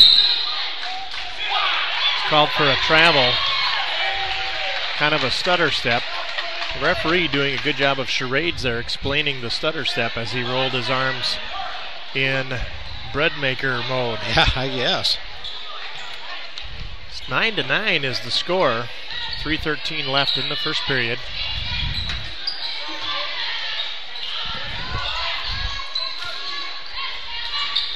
Bronze again.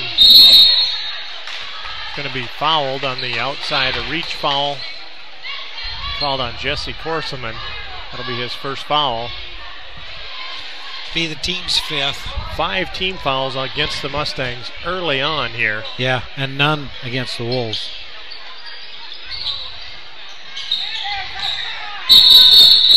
And we've got a regular rugby scrum down on the ground there. Jump ball, looks like arrow is in the Mustangs' favor. Credit Tanner Versteeg with a good hustle to get in the mix on that. Here's Evan Voss with a three-pointer. No good. Rebound, long rebound goes out to Harris Lake Park. They've got it reset now on offense. Colin Bronze with it on the left wing, guarded by Jake Hilbrands. There's a skip pass, clear across court. That's 13 Hykins. Cade Hykins missed the shot. Tanner Versteeg comes up with the rebound. So Mustangs looking to crack the code on this defense here. We're going to have a foul called away from the ball. Cade Hykins called for a foul against Jesse Korselman. They're away from the ball, so that's his first, team's first. So Hayen Gay on the right side. Evan Voss, skip pass inside to Jake Hilbrand, stolen away by Tanner Hively. Hively, a 6'2 senior.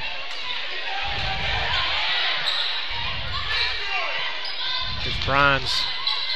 Nice pass over to Hively, looking for a layup on the left side. He's fouled as he tries the missed shot.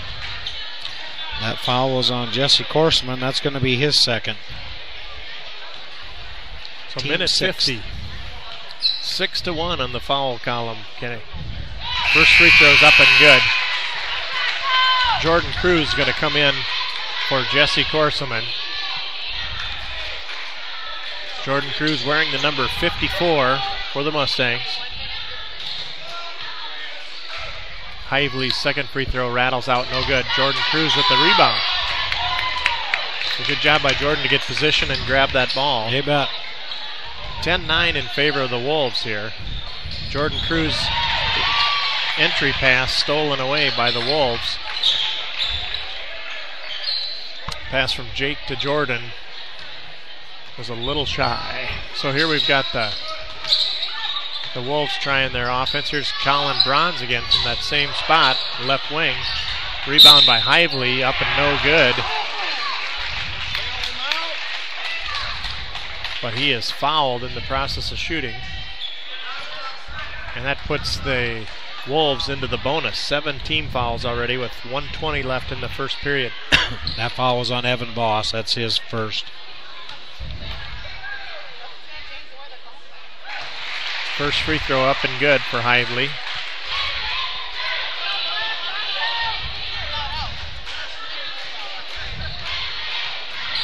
Second free throw on the way. That's no good, but Hively gets his own rebound, somehow comes out of there with it. Wolves reset on offense. Elijah Einen with it.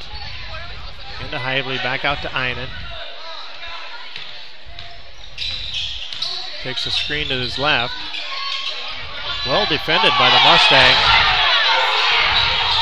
No call on a large bit of contact there. Here's a skip pass over to Colin Bronze again from the far right side.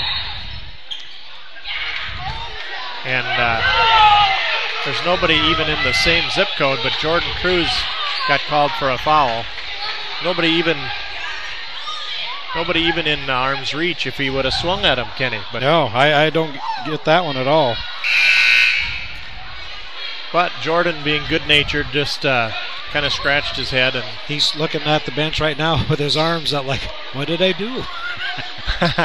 So we've got 8 team fouls against the Mustangs. This is number 10 at the line, Colin Bronze. Hits the first free throw.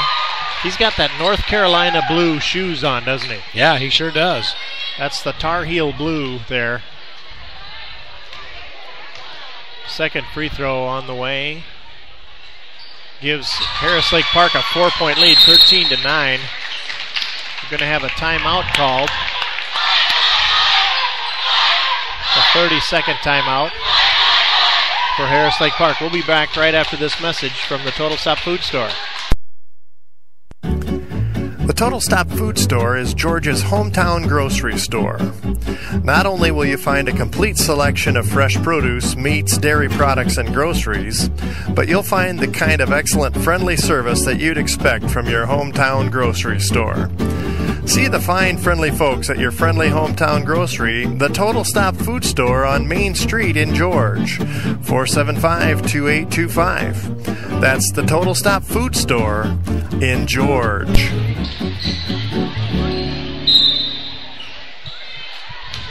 Mustangs inbounds the ball with 45 seconds left in the first quarter. Hangate with the ball up top.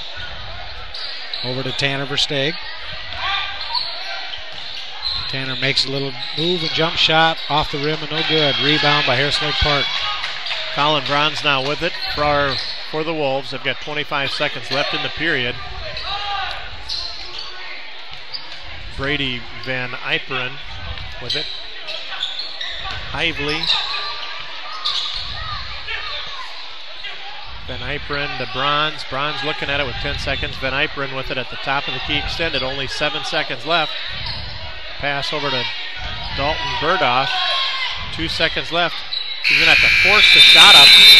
They just didn't execute that possession well. That was not, their best offensive play by any means. So after one period of play, Harris Lake Park Wolves 13, GLR Mustangs 9. We'll be back after these messages. Lyon County News is George, Iowa's hometown newspaper. Each weekly edition provides local and area news, all the school news and happenings, the TV guide, classified and box ads, and the Total Stop grocery insert. And community events notification and coverage is included as well. To subscribe, advertise, or inquire, reach them at 475-3351. That's Lyon County News in George. The Flower Box is Georgia's floral and gift specialty store. Stop in or call for fresh cut flowers and arrangements and gift items along with friendly service. The Flower Box, 133 North Main Street in George. Call 712-475-3396. And come on down to the Corner Cup for fresh brewed coffee and daily lunch specials. Choose from any of the delicious accompaniments to your favorite coffee drinks and enjoy the friendly, cozy coffee shop atmosphere. That's the Corner Cup on 149 North Main Street in George, 475-3610. Come on down to the Corner Cup. Well, we're back to live action here at Lake Park, Iowa. Harris Lake Park with a 13-9 first quarter lead. There's a foul called on... I believe they called it on Evan Voss. Evan? Yep, they did. That's his second. It'll be a 1-on-1. No shooting foul, but Colin Braun at the free throw line. And Bronze hits the front end of a 1-on-1. And he will be shooting his 7th free throw already of the game. Mustangs have shot 0. Second free throw up and also good. It's a little disconcerting to the Mustang faithful here, the scores for the fouls. Hayengate's got it on the far wing and missed the three-pointer. Good hustle there by Hayengate to block that fast break. But Evan Voss is going to be called for a foul on that. That's going to be his third. He needs to play under control. He really stovepiped that shot, but he also made body contact. That's the double bonus now for Harris Lake Park, who's leading 15-9 and 10-1 in the foul count. Mustangs against HLP. Evan Voss is going to have to take a seat now with his third foul.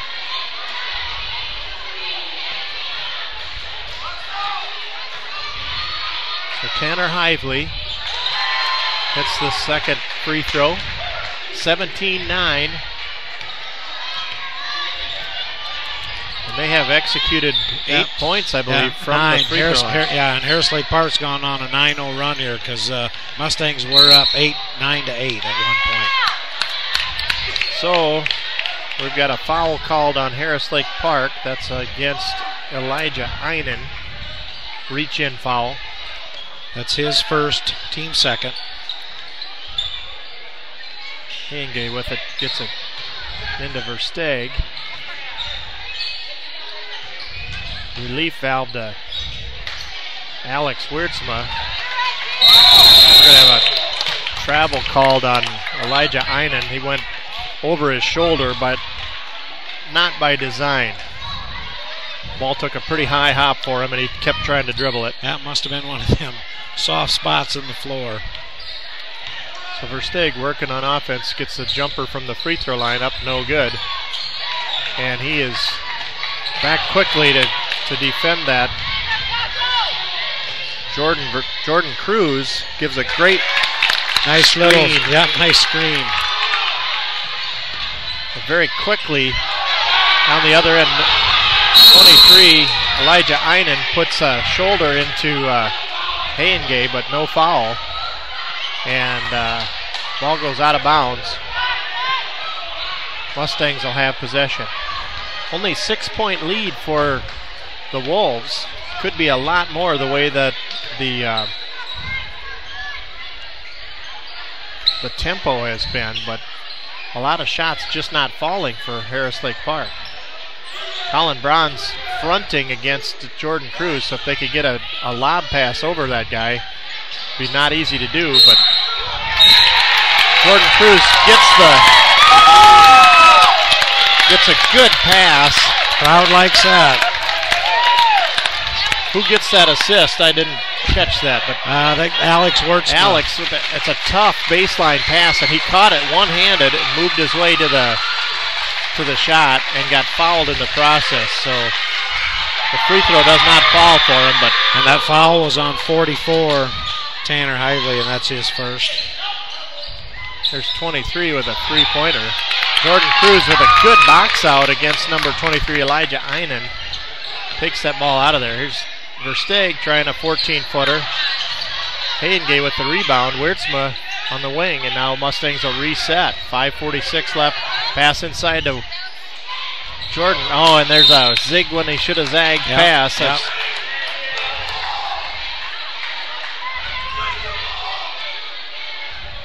Coach Kurt Schilling admonishing the Mustangs to protect that basketball. That's the one asset that they have to have in order to score. There's a shot from three-point land, rattles home for Elijah Einen. He was well defended and took just enough time for the defense to back off 1/8 of an inch, and he rattled that puppy home. Versteeg on the right wing. Again, Jordan Cruz getting fronted by Colin Braun. Here's Versteeg with a three-pointer. That shot looked good. No good, though, for the scorebook. Elijah Einen clears some distance, gets it out to his teammate, Cade Heikens, who hits a three-pointer. And Versteeg standing all alone. All of his teammates were gone, and he could not get the ball in bounds. Yep, you can't pass it into air. And just like that, we're talking about a 10-point lead for the Wolves. The Mustangs have to get back down to the basics here and settle down, because they're not getting beat by a tremendous offense here. They're just there's a couple of unforced errors. Yeah, they're beating themselves more than anything. So if they can get their themselves mentally back under control, I think they have a chance to do well here against just this. Settle down here, call this timeout, just settle down and run our offense and get a good look at the basket. So it was very loud in here after that last play, and Tanner could not get a hold of his teammates. So that was what the timeout was for. Let's see what the Mustangs can do now on offense. There's a foul called. That foul was on 44, Tanner Hively, and that's his second, team fourth. Hively's going to take a seat, and he's replaced by Skylar Cudmore, 6'10", sophomore. There's a pass inside to Jordan Cruz. Tries a skip pass out to Tanner, and it's stolen away by the Wolves. So here's Cade Hykins with it at the top of the key. He's got Brady Van Yperen. It's number 23, Elijah Einen. Mustangs trying to collapse on that play. Here's Colin Bronze. Defended well by Jordan Cruz. Yeah, the nice shot's job, no good. Jordan. Played straight up defense there. You're not going to make much progress if you're trying to move Jordan Cruz out of the paint. So the Mustangs working it around. Tanner Versteeg with a 15-footer, no good. And Jake Hilbrands with good position gets fouled from behind. That's on number 10, Colin Bronze. I think that's maybe his first foul. That's Colin's first. Team fifth. Mustangs to inbounds under their own basket. It's a pass into Jake. Lays it off for Versteeg. And Wiertsma. Pass interrupted by Elijah Einen. I think he's a speed threat for the Wolves. Good inlet pass from Jake Hilbrands to give Hayengay a place to put that inbounds pass. Hayengay driving baseline. Tries to skip pass to Jordan Cruz. And he commits a frustration reach around foul. That's 10 fouls now. There's a double bonus for Harris Lake Park. So Hayengay committing his second foul. That first shot is up and good.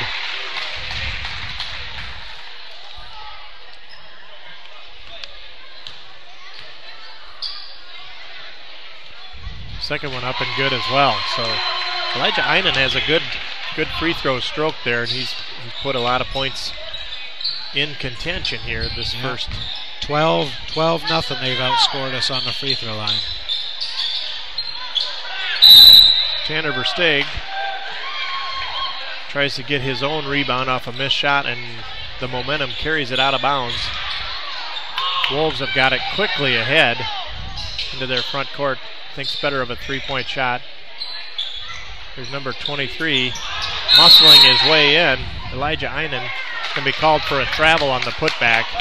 He didn't get the shot put cleanly up into the air. So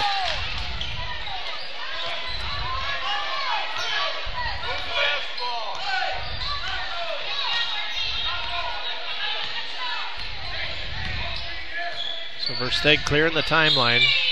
3:01 left in the first half.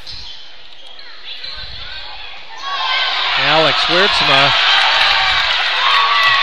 hearing the guffaws from the Wolves fans as he drove baseline and put it up and in. 10-point lead. And we've got a good drive inside. Cade Hykins gets all the way to the pay dirt there. Hayengay driving baseline. Going to be called, a blocking foul is going to be called. Number 5, Skylar Cudmore. That's Skylar's first. 16 fouls now against the Wolves. There's a tough inbounds pass. Cade Hykins going to be called for a foul on the inbounds pass. That's his second. That is the team seventh. That actually puts the Mustangs into the one-on-one bonus. Boy, and I can say I don't know that I've ever seen a game, maybe other than the girls' game, but a night of refereeing that was more tight than this venue has been tonight.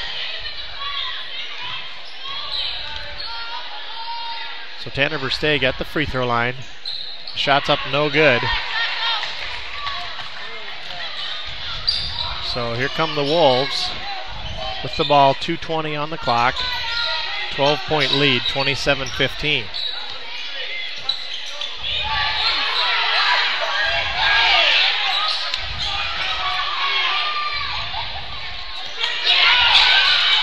Jake Hilbrand's nearly caused a steal. He's causing a headache for the Wolves here. And that ball is tipped out of bounds.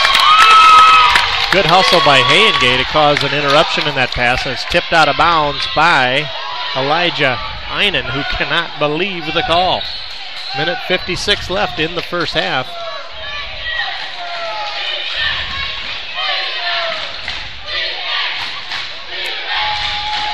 So Hayengay with it on the right wing. Good pass underneath.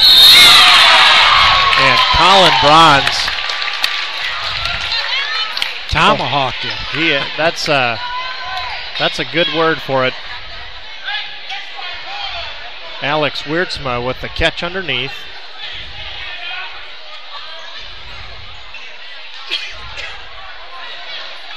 So Wiertzma is going to have a free throw. Wiertzma missing the front end of a two-shot opportunity. He'll have one more chance here to close that gap in the lead. It's 27-15 in favor of the Wolves. Now 16. So Mustangs getting it underneath 12 points for the first time this period.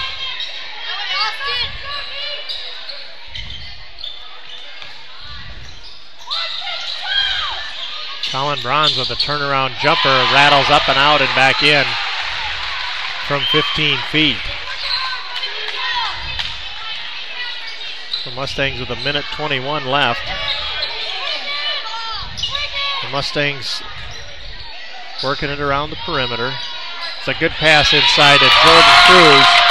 Took his position seriously and scored it there. Good job by Jordan to get position on his defender there.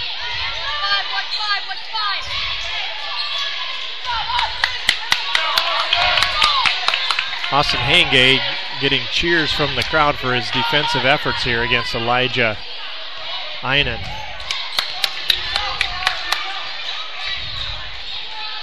Dalton Burdoff with it. Going to go down to Skylar Cudmore. Going to try a skip pass. They're going to reset on offense here. 33 seconds left. And Tanner Versteeg's going to be called for a touch foul there. That's going to put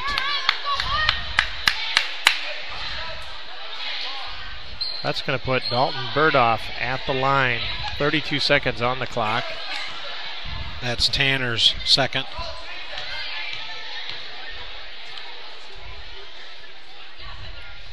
That free throw rattles out, no good. Do one more free throw. Dalton Burdoff, a 5'11" freshman for Harris Lake Park. He's wearing the number 1. He's at the free throw line shooting his second. That one rattles out, no good. Takes a long bounce and Harris Lake Park tracks it down. We're going to have a timeout called by Harris Lake Park's head coach. Full timeout, so we'll be back after this message. Hello basketball fans, Jim McConnell here inviting you to dribble down to Northwest Consultants in George so we can pass along a quote to you on your insurance policies. We will screen our list of companies and then shoot you the best deal possible. We're sure you will jump for joy at the low cost and great coverage we can give you on your home, business, farm, auto, health, and life insurance. Give me or Vonda a call at 475-2610 or stop in and see us at our office in George, where you can have all your insurance policies in one basket. Go Mustangs! The Total Stop Food Store is George's hometown grocery store. Not only will you find a complete selection of fresh produce, meats, dairy products, and groceries, but you'll find the kind of excellent friendly service that you'd expect from your hometown grocery store. See the fine, friendly folks at your friendly hometown grocery, the Total Stop Food Store on Main Street in George, 475-2825. That's the Total Stop Food Store in George. 22 seconds left. Harris Lake Park inbounds the ball. Einen with it out front. Cudmore, Einen. Tom Schilling into the mix to give some defensive pressure here. Causes a turnover. Jake Hilbrands hits it, and David Eikens was in the game. Almost had a putback, just ran out of time. So that was a good defensive effort to come up with the steal. Credit Tom Schilling with the pressure there to do that. Yeah, nice little block there by Tom out front on the three-point attempt. So that's a real treat to see. Just a few seconds left. They wanted to protect the foul trouble on a couple of those players. So we're going to be treated to some more halftime mini Wolfpack basketball. This time the young gals will be out on the court. And we're going to have a coach's corner just as soon as we can get the coach over here from the GLR girls, head coach Heather Grafing. We hope to bring you that very shortly, so stay tuned to the GLR Radio Network. You're listening to the GLR Radio Network.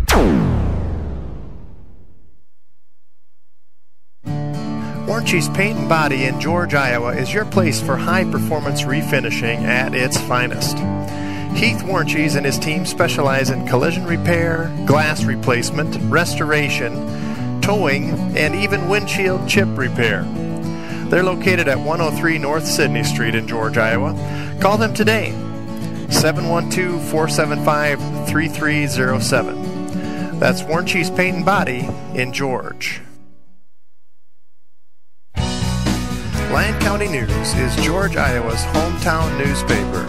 Each weekly edition provides local and area news, all the school news and happenings, the TV guide, classified and box ads, and the Total Stop grocery insert. And community events notification and coverage is included as well. To subscribe, advertise, or inquire, reach them at 475-3351. That's Lyon County News in George. Ben's Plumbing and Repair in Little Rock is a full-service, licensed plumbing contractor. Whether you're working on a brand new construction site, a remodel, or just need some repairs on existing plumbing for residential or commercial property, Ben's Plumbing and Repair is who to call at 712-348-5555. Ben even has a camera that can detect plumbing problems and diagnose issues from the inside of your pipes. See a great video of Ben Eikens, the owner of Ben's Plumbing and Repair, on our sponsor page, and give him a call at 712-348-5555. That's Ben's Plumbing and Repair in Little Rock. Well, we're in Coach's Corner. Have you got any guests with you tonight in the corner, Coach? No, I don't have any guests in tonight. I think the girls are still trying to absorb what just happened. So should we put this mic right on this player here? Yeah, you bet. Actually, where's Jessica? I can find Jessica. Where's Jessica? Let's see if we can line up Jessica. I think she's right in front of you there. Yeah. We'll get her up here in the coach's corner. What a great night, Coach. She nearly matched her jersey number. She got very, very close. So we're going to give Jessica a headset and mic. Jessica, welcome to Coach's Corner. We're not going to put you on the spot or anything, but want to talk about the girls' game. And I guess we will put you on the spot as much as we like. But a great showing, Coach, by the GLR girls tonight with a non-conference matchup here. You know, definitely. And this is a team coming into it. They were 7-3. I believe they were second in their conference, which is the Corn Belt Conference. So definitely, we knew at the inside. I talked to you before too. They had a lot of inside and outside presence. I thought Danny even did a fantastic job on their 6'2" girl. We weren't sure how much man we were going to be able to play tonight. And Danny, I thought, used her gifts. And, she made that 6'2" girl seem like she was about 5'10", and she just did a phenomenal job. Jess stood up, stepped up for us tonight. Again, with Keeley out, we got to have some offense. And, the guards did a fantastic job. Jess tonight led us, I believe, with 21 points, and she was getting them all different ways. She was driving, she's getting those mid-range shots, getting some free throws. And that's really what we needed tonight. Now, that was definitely want to commend you on a great game. Jessica Sandbold in the booth here with us. Thank you. Doing a lot to just really assert yourself on offense, and I think that really caused a lot of headaches for the Wolves here tonight. And also just a lot of good hustle from you and all your teammates to round out the attack by the Mustangs. You got to feel good when you know you've got that kind of backing on your squad. Yeah. It's really good to know that everyone can score and everyone contributes, because we had a lot of people off the bench that don't normally come in, and they all put in a few points for us. That was a very nice and just a balanced attack from, I think, almost everyone that was in the game put points on the scoreboard if they were in more than a couple of minutes. So it was a great balance. Even Maddie DeBeer, credit her with a three-pointer. I think that was a surprise to the Harris Lake Park Wolves as well. And, for us it's not, because we see what Maddie does in practice. Maddie's a pure shooter. She sits behind the arc, she can hit them. And we're still working with some things with Maddie. But overall, one thing Maddie's always been able to do is she can shoot. And, so tonight I said, we need some outside presence with Keeley being gone. And she went out there, she was very patient, had her feet set, and she nailed it. And that's what Maddie can do, coming off a bench like that. That's what we're going to need more of. That was really good to see, and it was also good to see that Keeley is in the building, even though she wasn't in the game. You could see she was grinning from ear to ear with the performance of her teammates as well tonight. And she got some good news today too. She's got reason to grin. What she has right now is a lateral meniscus tear in her knee. It's kind of a reoccurring injury. A couple years ago she had a knee scope for the same thing. They clipped it at the time, which is basically just shaved the meniscus a little bit, and that's been what's flaring up. We were a little bit afraid. There's a couple options. One of them was going to be a surgery, which would take her out basically the rest of the season, and the other one was just arrest it a little bit and see where we're at. And today we got word that they do not think they need surgery for it. So, it may not be that she's going to be playing, in the next week or so. But I do look for her coming back. But I tell you what, until then, these girls can do it. Maddie stepped up. Taya Graham's defense is just unbelievable. Mia Graham shows what she can do. Jess coming up and scoring like she did. When Keeley comes back, we're going to be a better team, and she's going to make us a better team. But at the meantime, her teammates that were around her are stepping it up. Yeah, can't say enough again about the contribution from your younger players. Jessica leading that charge, not being a senior. I mean, you can only be 1 year from it, Jessica. You got to be close to getting a senior by now. But just a great contribution tonight. Very fluid from an offensive standpoint. Very quick on defense. I think maybe one of the best games you've had this season. Maybe not the best, but definitely. Arguably one of the best from a scoring standpoint. Leading all scorers tonight with 21. And want to commend you for that. Also want to commend. I want to hear about your younger players, the ones that are your age and younger. What your thought process is as you see them making contributions on the court. I think it's really good that we have young girls ready to step up. And when last year when I had to start and take Jessa Fiedler's spot, I was really nervous and I didn't really put up a lot of shots. I was just mainly a defensive player. But I think our younger players play offense and defense really well, and they're not scared to shoot the ball and help us out. I think you're right. I think that really showed, just again, a balanced attack, tremendous job on defense. Everybody put a very meaningful mark on the game for the Mustang effort tonight.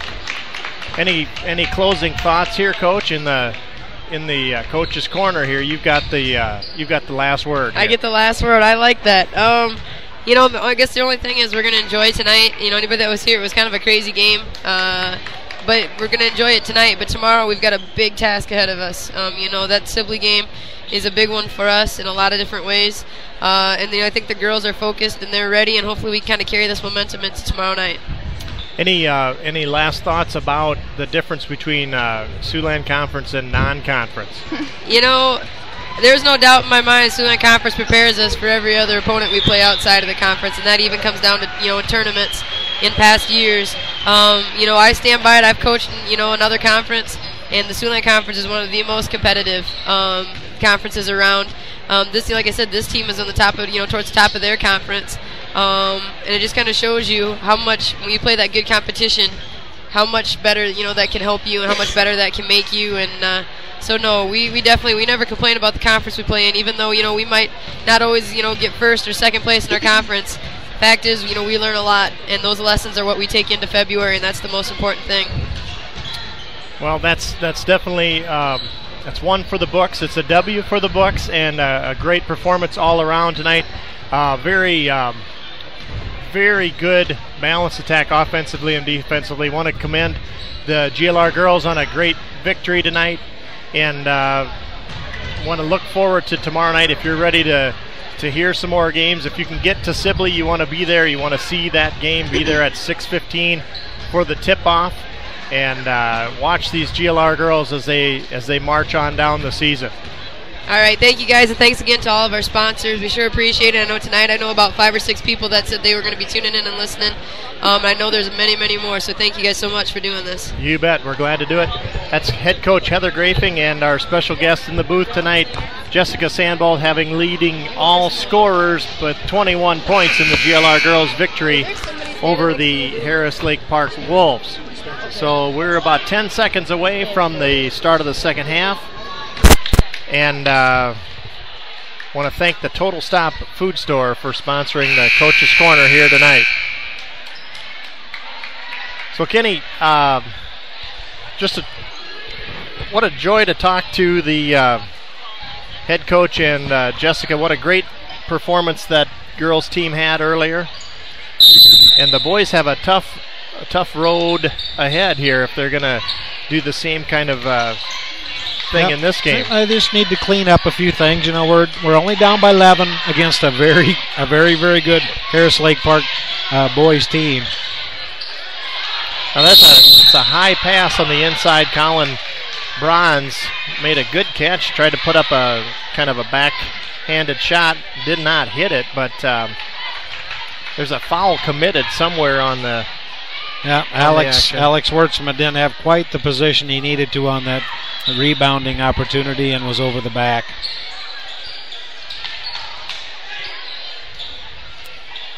So, Harris Lake Park has a shot on the inside of the lane, no good. Colin Bronze had almost a wide open shot. Reed Guzzi came out of there with the rebound. Evan Voss gets it stripped away, gets the handle back, gets it to Hayengay, who takes it down to the left side, resets it back to Versteeg. Alex Wertzma with the pass on the inside, retrieves it, shot up off the glass and no good. Bronze quickly ahead to number 11, Brady Van Yperen. That was just pure hustle on Harris Lake Parks. Very quickly ahead. You know, GLR covered that well, but they just hustled that play. Cade Hykins, I believe, will be called on a reach-in foul as Tanner Versteeg got it to the paint. And that's Cade's third foul. Team's first. A tough pass into Evan Voss, and that's stolen away. Pass quickly ahead, but too far out of reach for Brady Harris Van Lake Park. Yperen. They push anytime they get a chance here. They really shove the ball up the court that time too. Just a little bit too far out front. He would have had to have been shot out of a rocket to get that. Evan Voss trying a long three. The rebounds. Boy, that's Elijah Einen coming up with the rebound. There's a pass again. Cade Hykins trying to get it to Colin Bronze way up ahead. A little out of his reach again. Yep, just a hair off. A little too much mustard on that. So the Mustangs trying to reset here on offense. Reed Guzzi down to Evan Voss. Top of the key to Hayengay. Going to drive it to his right. Pulls up for a 15-footer and hits it. Reed Guzzi with a steal. Lost the handle off to Elijah Einen. Drives it inside. The shot's no good. And the catch made by Tanner Hively, and the putback is good. He's fouled in the process. So Jesse Korselman set to check in at the next opportunity for the Mustangs. I believe that was Austin. That's going to be his third foul.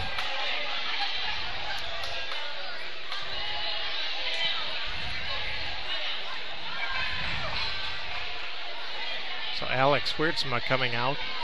Jesse Korselman in. Reed Guzzi, Evan Voss, Austin Hayengay, Tanner Versteeg to round out the Mustangs on-court lineup. Rebound controlled by Evan Voss. 33-20. Evan Voss driving it in, lost the handle. The lane was there, but he just kind of lost the handle on his last dribble before he could have just laid it up and in. Cade Hykins over to, gets it back from 11, Van Yperen, and puts up a three and hits it. So that's a 16-point lead now. 5:30 left in the third period. Austin Hangay, guarded by Elijah Einen. They've had a pretty healthy rivalry going on. Austin they and sure have. Elijah have both wearing the number 23, and Elijah gets called for the foul. That's his second, team second.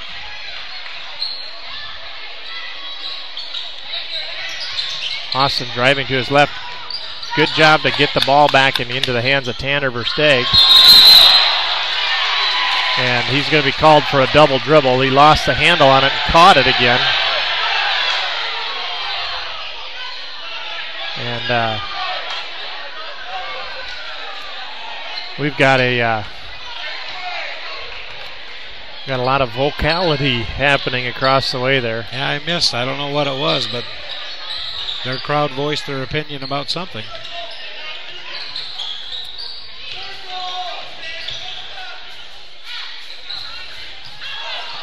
The ball's tipped by the Mustangs out of bounds.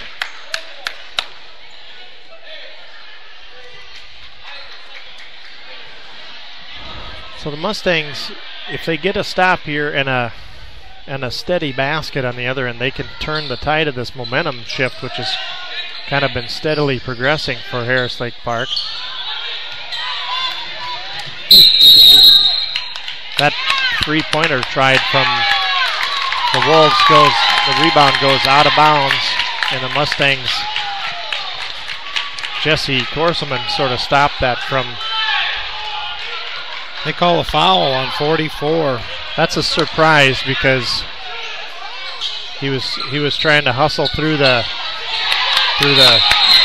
pressure there, and Jesse Korselman comes down there with a rebound, but he's called for a travel because he had a Mustang under his own feet. He couldn't put his own feet down. So that foul they called was on Tanner Hively, and that's his third. Credit Jesse Korselman for position on that. The three-pointer tried by Elijah. Nice strong rebound by Evan Voss. Einen tried it and could not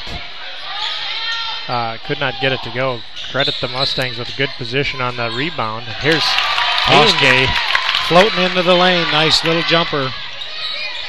He hit about a 12-footer there, closing the gap to 14. We're going to have no shot. There's going to be a foul called before the shot. The shot did go in, but the shot is blown. No shot. I believe they called it on Reed Guzzi. Reed. That's going to be Reed's third.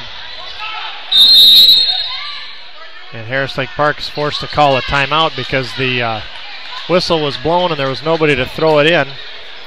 The ref was counting off the 5-second time frame, and they came in a hustle. Yeah, and I think he was at 3 seconds before they even picked up the ball. Boy, that is a... oh, goodness.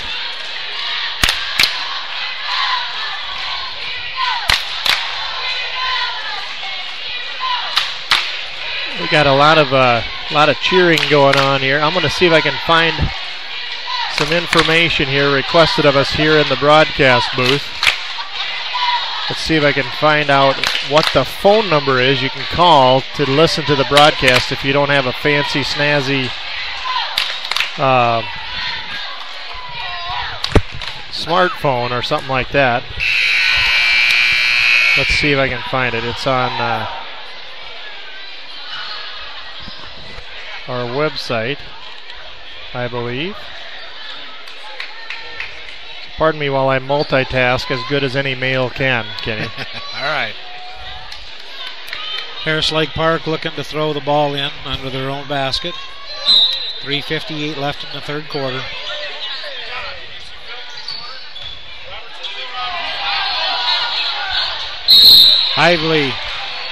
Hively forces up a shot and ends up getting fouled, I believe, by Jesse Korselman.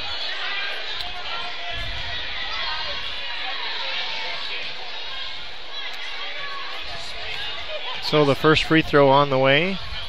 That's Jesse's third. And he Hively misses the first.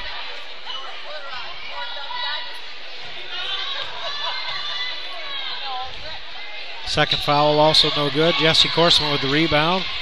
Off to Austin Hangay, who's going to bring the ball up to the front court. Looking to drive in the lane.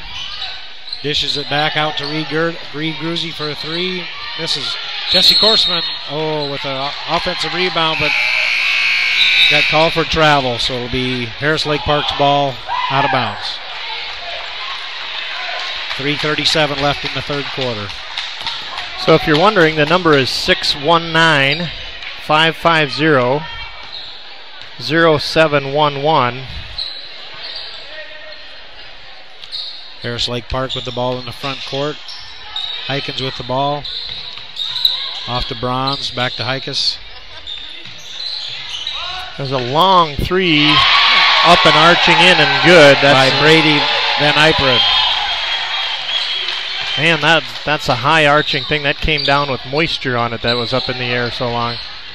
Reed Guzzi is going to be called for a travel. So 17-point lead here in the third period. 3:02 left on the clock.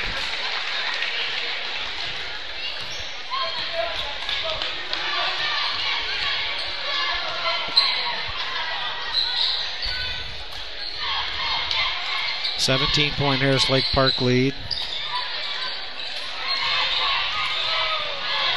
Bronze with the ball out front to Burdorf. Out to Elijah Einen out front, top of the key. Einen very well defended tonight by Austin Hangay. Colin Bronze with it. Van Yperen, back to Bronze, back to Elijah Einen out, top of the key. Jumper, no good. A good hustle from Evan Voss there. Fight for the rebound between Voss and Burdorf, and Burdorf must have touched it last. Mustang ball, Tanner Versteeg bringing the ball up. 2:10 left in the third period. Not a lot of movement here on the offensive end for the Mustangs. The skip pass to Hangay is going to try a three-pointer. That rattles out, no good. Elijah Einen comes out of there with it, does a behind-the-back dribble.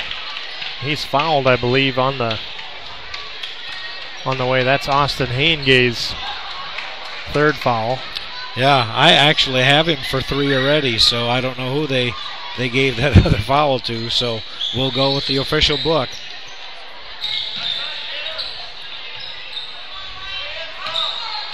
That Einen is quick off the dribble. Hangay with great defense, though. Good save inbounds from Burdorf. Jesse Corseman stovepiped it. He blocked that so far straight down, but he's called for a body block. That's going to be Jesse's fourth. So Colin Bronze at the free throw line.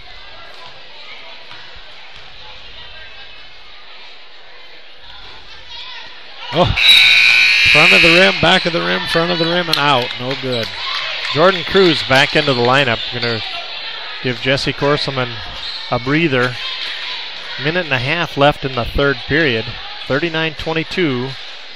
Wolves with a commanding lead here. Makes the second free throw. We've got a buzzer to stop play to get a Jake Hilbrand's coming in the game for Evan Voss. So substitutions underway. We're back to live action. Hangay on the right wing. Nice skip pass to Jordan Cruz.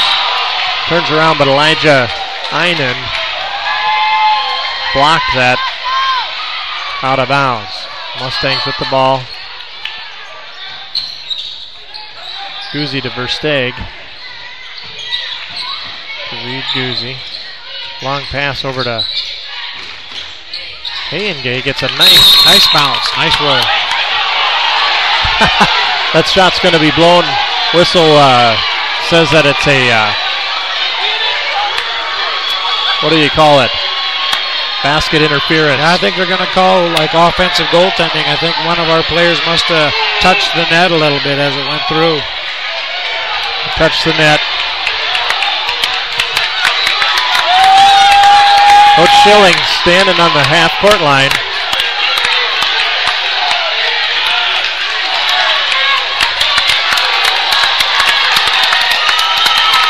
He's going to, Coach Kurt Schilling having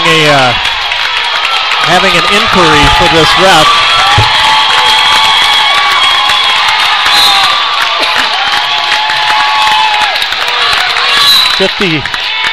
.58 seconds left. You're pathetic, Win! Harris Lake Park head coach admonishing the referee staff to say, why wasn't that a technical foul? He called the timeout to admonish the refs on why there was no technical called. Yeah, the coach was on the floor for a long time. Yeah, I think he was willing to take a technical foul on that, if need be. We have an interesting dynamic here at Harris Lake Park. We've got fans walking down onto the floor, putting the T sign up in front of the refs, and the refs are just keeping a cool head. Cooler than a lot of the vocal fans here in the on both sides of the floor tonight. Both sides are, but they've let this degrade into mayhem here. Yeah.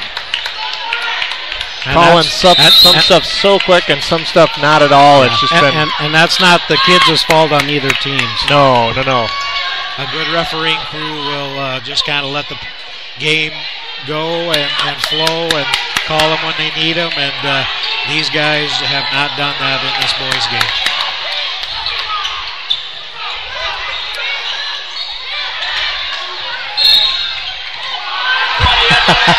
And there's going to be a touch foul called on Austin Hayengay, who can't believe it.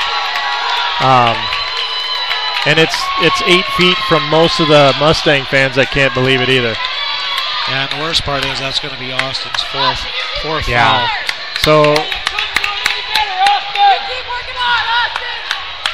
So Elijah Einen at the free throw line is going to put the first one in.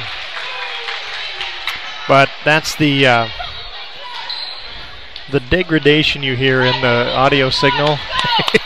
It's due to the vocal fans on both sides of the floor here saying, what is going on? And that's unfortunate because... Yeah, Einen makes both free throws. Now Reed Guzzi is going to try a three and hits it, giving the Mustangs a much-needed shot in the arm there. 20 seconds left. 17-point lead for the Harris Lake Park Wolves here. They're going to take some air out of the ball. Einen's got it at the top of the key. Guarded by Guzzi. Reed Guzzi tips it away. And Einen's going to hit a three-pointer at the buzzer.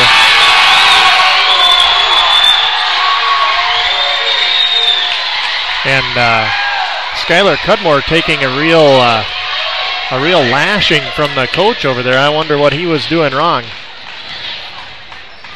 Einen isolated himself against Guzzi and Hayengay and kind of cleared some space for himself and backed up for a three and hit it at the buzzer. And we've actually done a very good job on Einen tonight. He's kind of he's our senior and leader, and definitely one of the leading scorers in the state of Iowa. And we've held him to 2 3-pointers and a few free throws. So we've done a good job on him. So we're at the point of the night where we're wondering what adjustments the Mustangs are going to have to make to cut into this lead. This is a 20-point lead now for the Harris Lake Park Wolves. And if it's left up to the game of basketball, they have a chance. But they're going to have to do a lot of stuff right.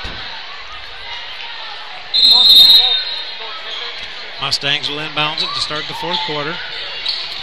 Well, Tanner's got it to Austin Hayengay, working to isolate against number 13. Tries a turnaround jumper, and that's up and good. He's going to be credited with the bucket there. Cade Hykins takes it all the way to the house, and foul called on the way. That's going to be an Austin Hayengay, and that's going to be his fifth. So Austin's going to take a seat. And that's unfortunate because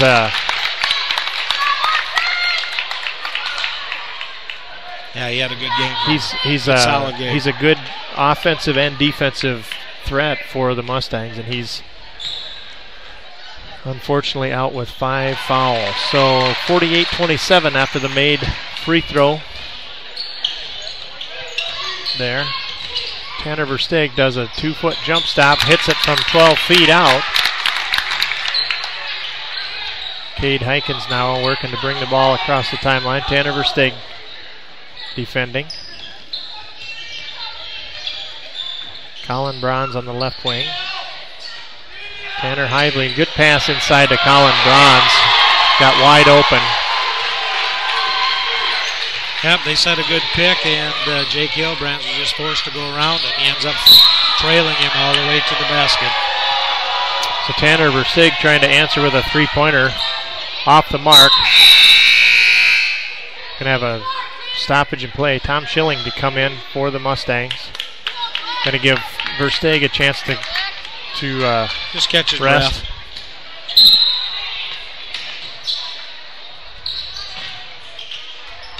Cade Hykins.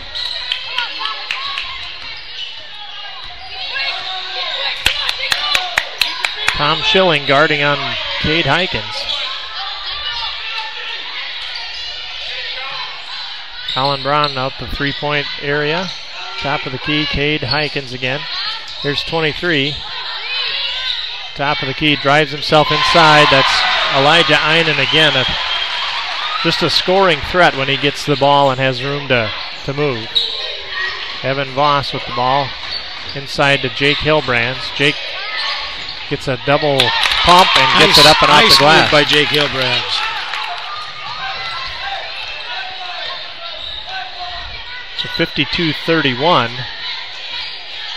6 minutes and 10 seconds left.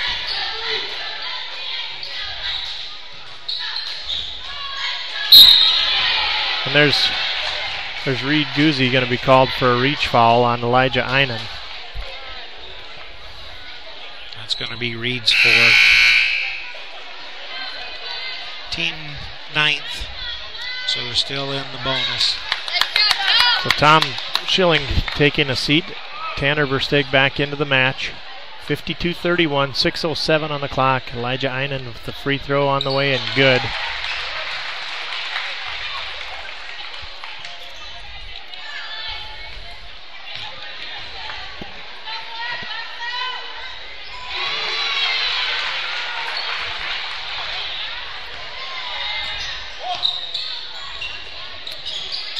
Mustangs with the ball now on the offensive side. Evan Voss driving the left side. He's going to be called for a charge. Tanner Hively holding his ground. That's going to be Evans' fourth.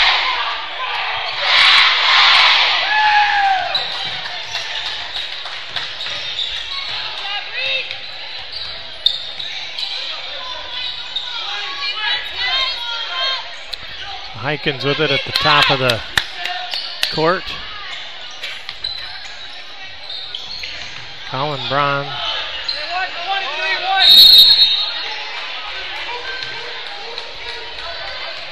And Reed Guzzi could be called for the foul. And if so, he will be gone. And that's the end of the night for Guzzi, if that's the case.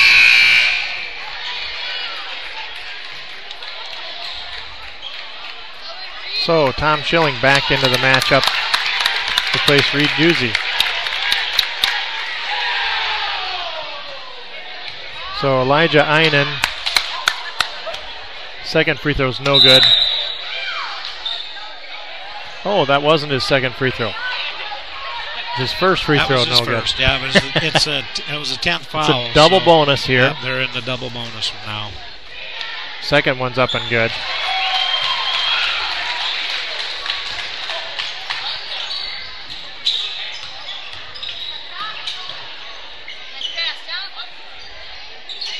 Good play underneath to Alex Wertzma to get open.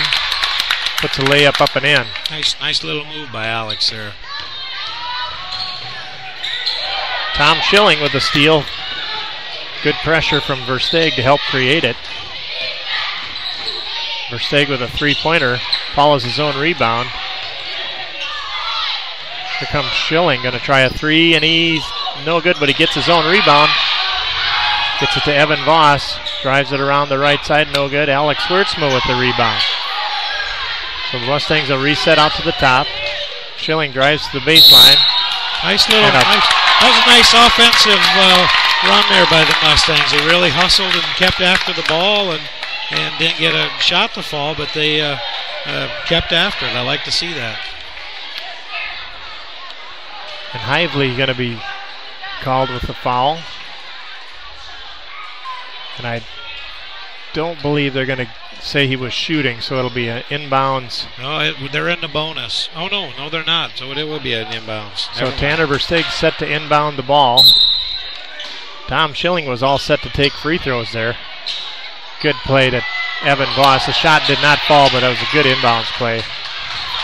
Jake Hilbrand's knocked to the earth, but no foul called. Tanner Versteeg going to be called for a foul off of the screen there. That's going to be Tanner's third.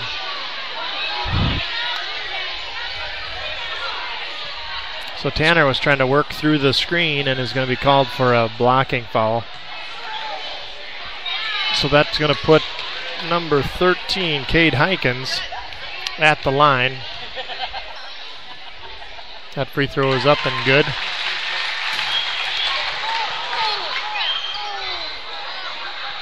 Incidental contact from the cheerleaders' side of the court over there, trying to cheer on the free throw. It took a pretty bad spill. Everyone's glad to see she's up on her feet again. That second free throw rattles home for Heikens.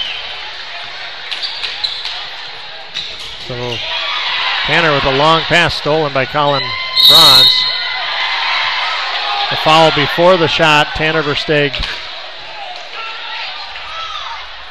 Doesn't matter, it's academic because they're in the double bonus, so he'll have two free throws. That will be Colin Bronze, number 10, going to the line.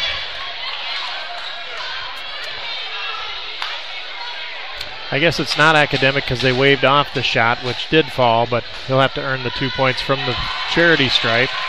Hits the front end of a two-shot opportunity. George Little Rock has shot 4 free throws, and this will be Bronze's 11th free throw himself.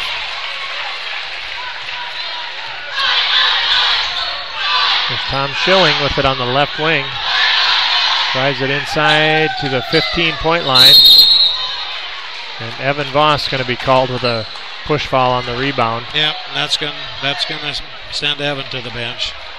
So Jordan Cruz set to replace him.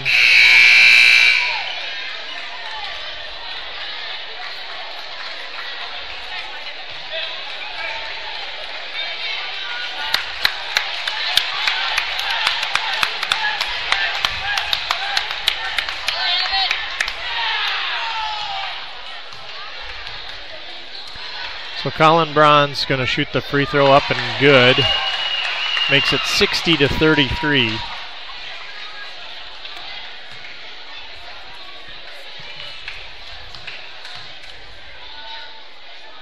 Second free throw rattles out, no good. Jordan Cruz with the rebound.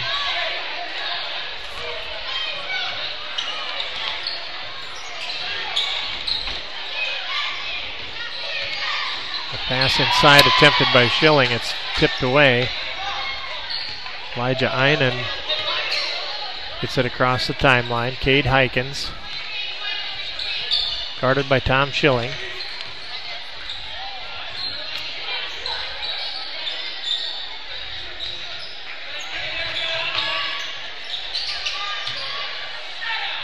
Good defense there by Jake Gilbrand's trying to strip the ball, and Jordan Cruz comes up with the loose ball.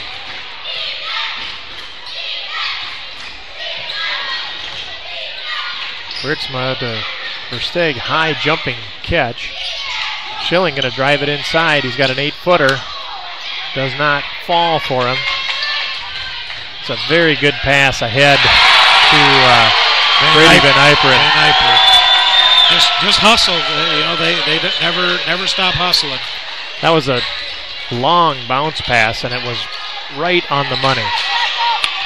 Jordan Cruz trying a 15-foot shot from the baseline, no good. So Coach Schilling's going to put in a few players that will relieve the Mustangs that are on the floor now. Going to have Kobe Clausen. Taylor Cruz. Like. Yep. Joe DeBoer possibly. Joe wearing number 22. 21, David Eikens. David Eikens coming back into the match for the Mustangs.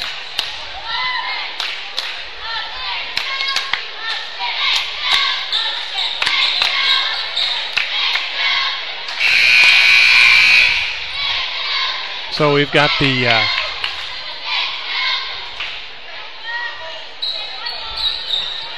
younger guys out on the floor for the Mustangs now. Yep. 3:04 left on the clock.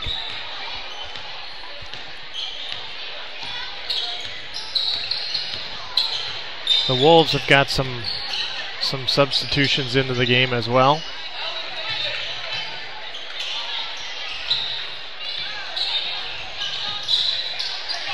Dalton Burdorf is out there. He's a 5'11 freshman. Skylar Cudmore. Ryan Gembler. Number 50, Dalton Snow, is a 5'10 junior.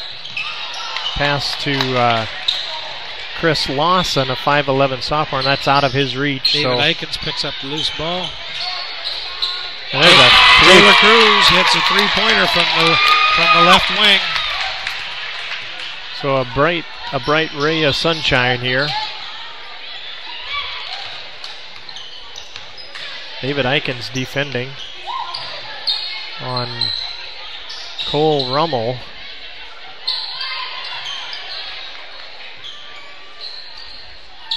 Harris Lake Park content to work it around the horn, start things over. A lot of motion on their offense here. The younger guys getting a chance to get some playing minutes here. Minute 30 left in the ball game. It's 62-36.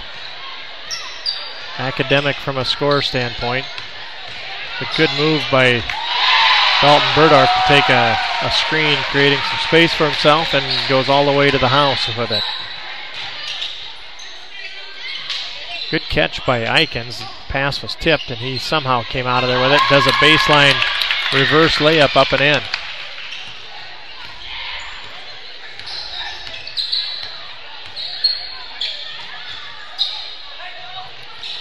There's a tip ball.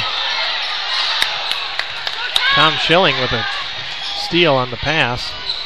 Pass is tipped. I believe it's going to be Mustang basketball. Only 4 team fouls committed this half by the Harris Lake Park Wolves. 12 on the Mustangs. Here's Eikens trying a three-pointer. Rattles out, no good. Burdorf with it across the timeline.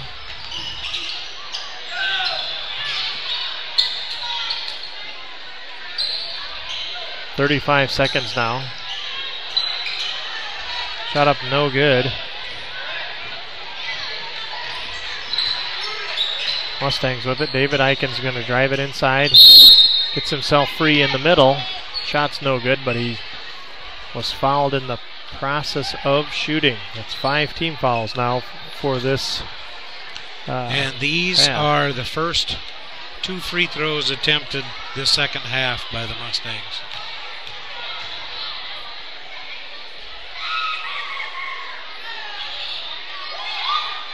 And Eikens hits it, the front end of that, two-point opportunity. David Eikens is probably the best free throw shooter on either team tonight. Very, very good free throw shooter. Very diligent at the line and puts them both in. So 100% in this half from the free throw line, Kenny. Yep, that's right. That's one bonus. Tom Schilling making the Wolves work for it. And there's a steal. Schilling making them pay. Eikens with it with 3 seconds left. He's going to try a buzzer beater. And it's up and just short. So that ends out the game 64-40. The 4th period in the books. We'll be back after a couple minutes to recap and to sign off. You're listening to the GLR Radio Network. You're listening to the GLR Radio Network. Lyon County News is George, Iowa's hometown newspaper. Each weekly edition provides local and area news, all the school news and happenings, the TV guide, classified and box ads, and the Total Stop grocery insert. And community events notification and coverage is included as well. To subscribe, advertise, or inquire, reach them at 475-3351. That's Lyon County News in George.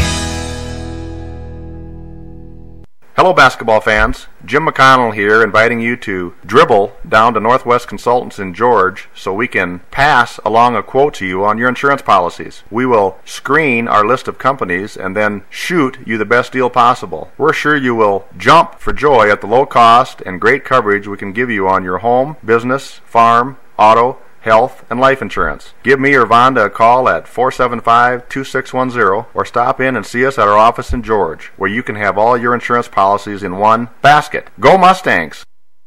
The Flower Box is George's floral and gift specialty store. Stop in or call for fresh cut flowers and arrangements and gift items along with friendly service. The Flower Box, 133 North Main Street in George. Call 712-475-3396. And come on down to the Corner Cup for fresh brewed coffee and daily lunch specials. Choose from any of the delicious accompaniments to your favorite coffee drinks and enjoy the friendly, cozy coffee shop atmosphere. That's the Corner Cup on 149 North Main Street in George, 475-3610.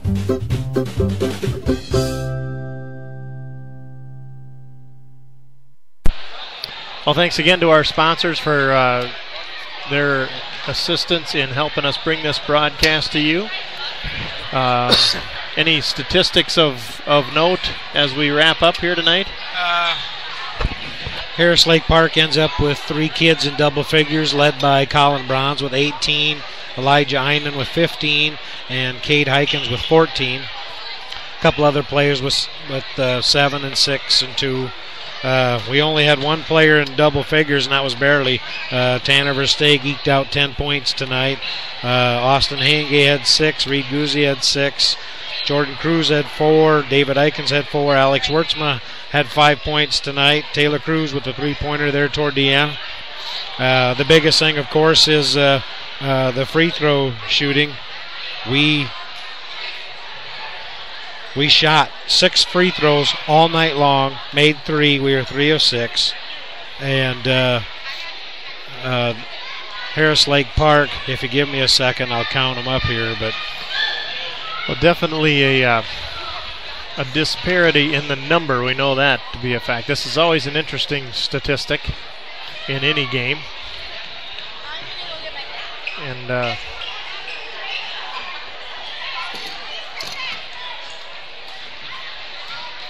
looks like maybe 36 attempts, if I got that right. So anyway, a tough night for the GLR boys. Yeah, and they were 24 of 36 from the free throw line. So we were outscored 21 points on the free throw line. Just on free throws alone. Yep. So you add 21 points to our score, we still lose, but it's a 64-61 ball game. So yeah. So a very tough loss here for the GLR boys. A good win for the GLR girls tonight. Tomorrow night at 6 o'clock, between 6 and 6:15, we'll go live at Sibley Generals High School. And do it over again. We'll do it all over again. Thanks a lot for starting part 2 of the Siouxland Conference, because that's who the girls opened up with. Right. It was a girls only game, but so yeah, we're starting the second round of Siouxland Conference games. So that'll be fun. Thanks as always for yeoman service at the wheel tonight in the broadcast booth here. Yeah, betcha, it was fun. So Craig Johnson alongside Kenny Schilling, thank you for listening to the GLR Radio Network, and we are signing off until tomorrow night. Thanks for listening.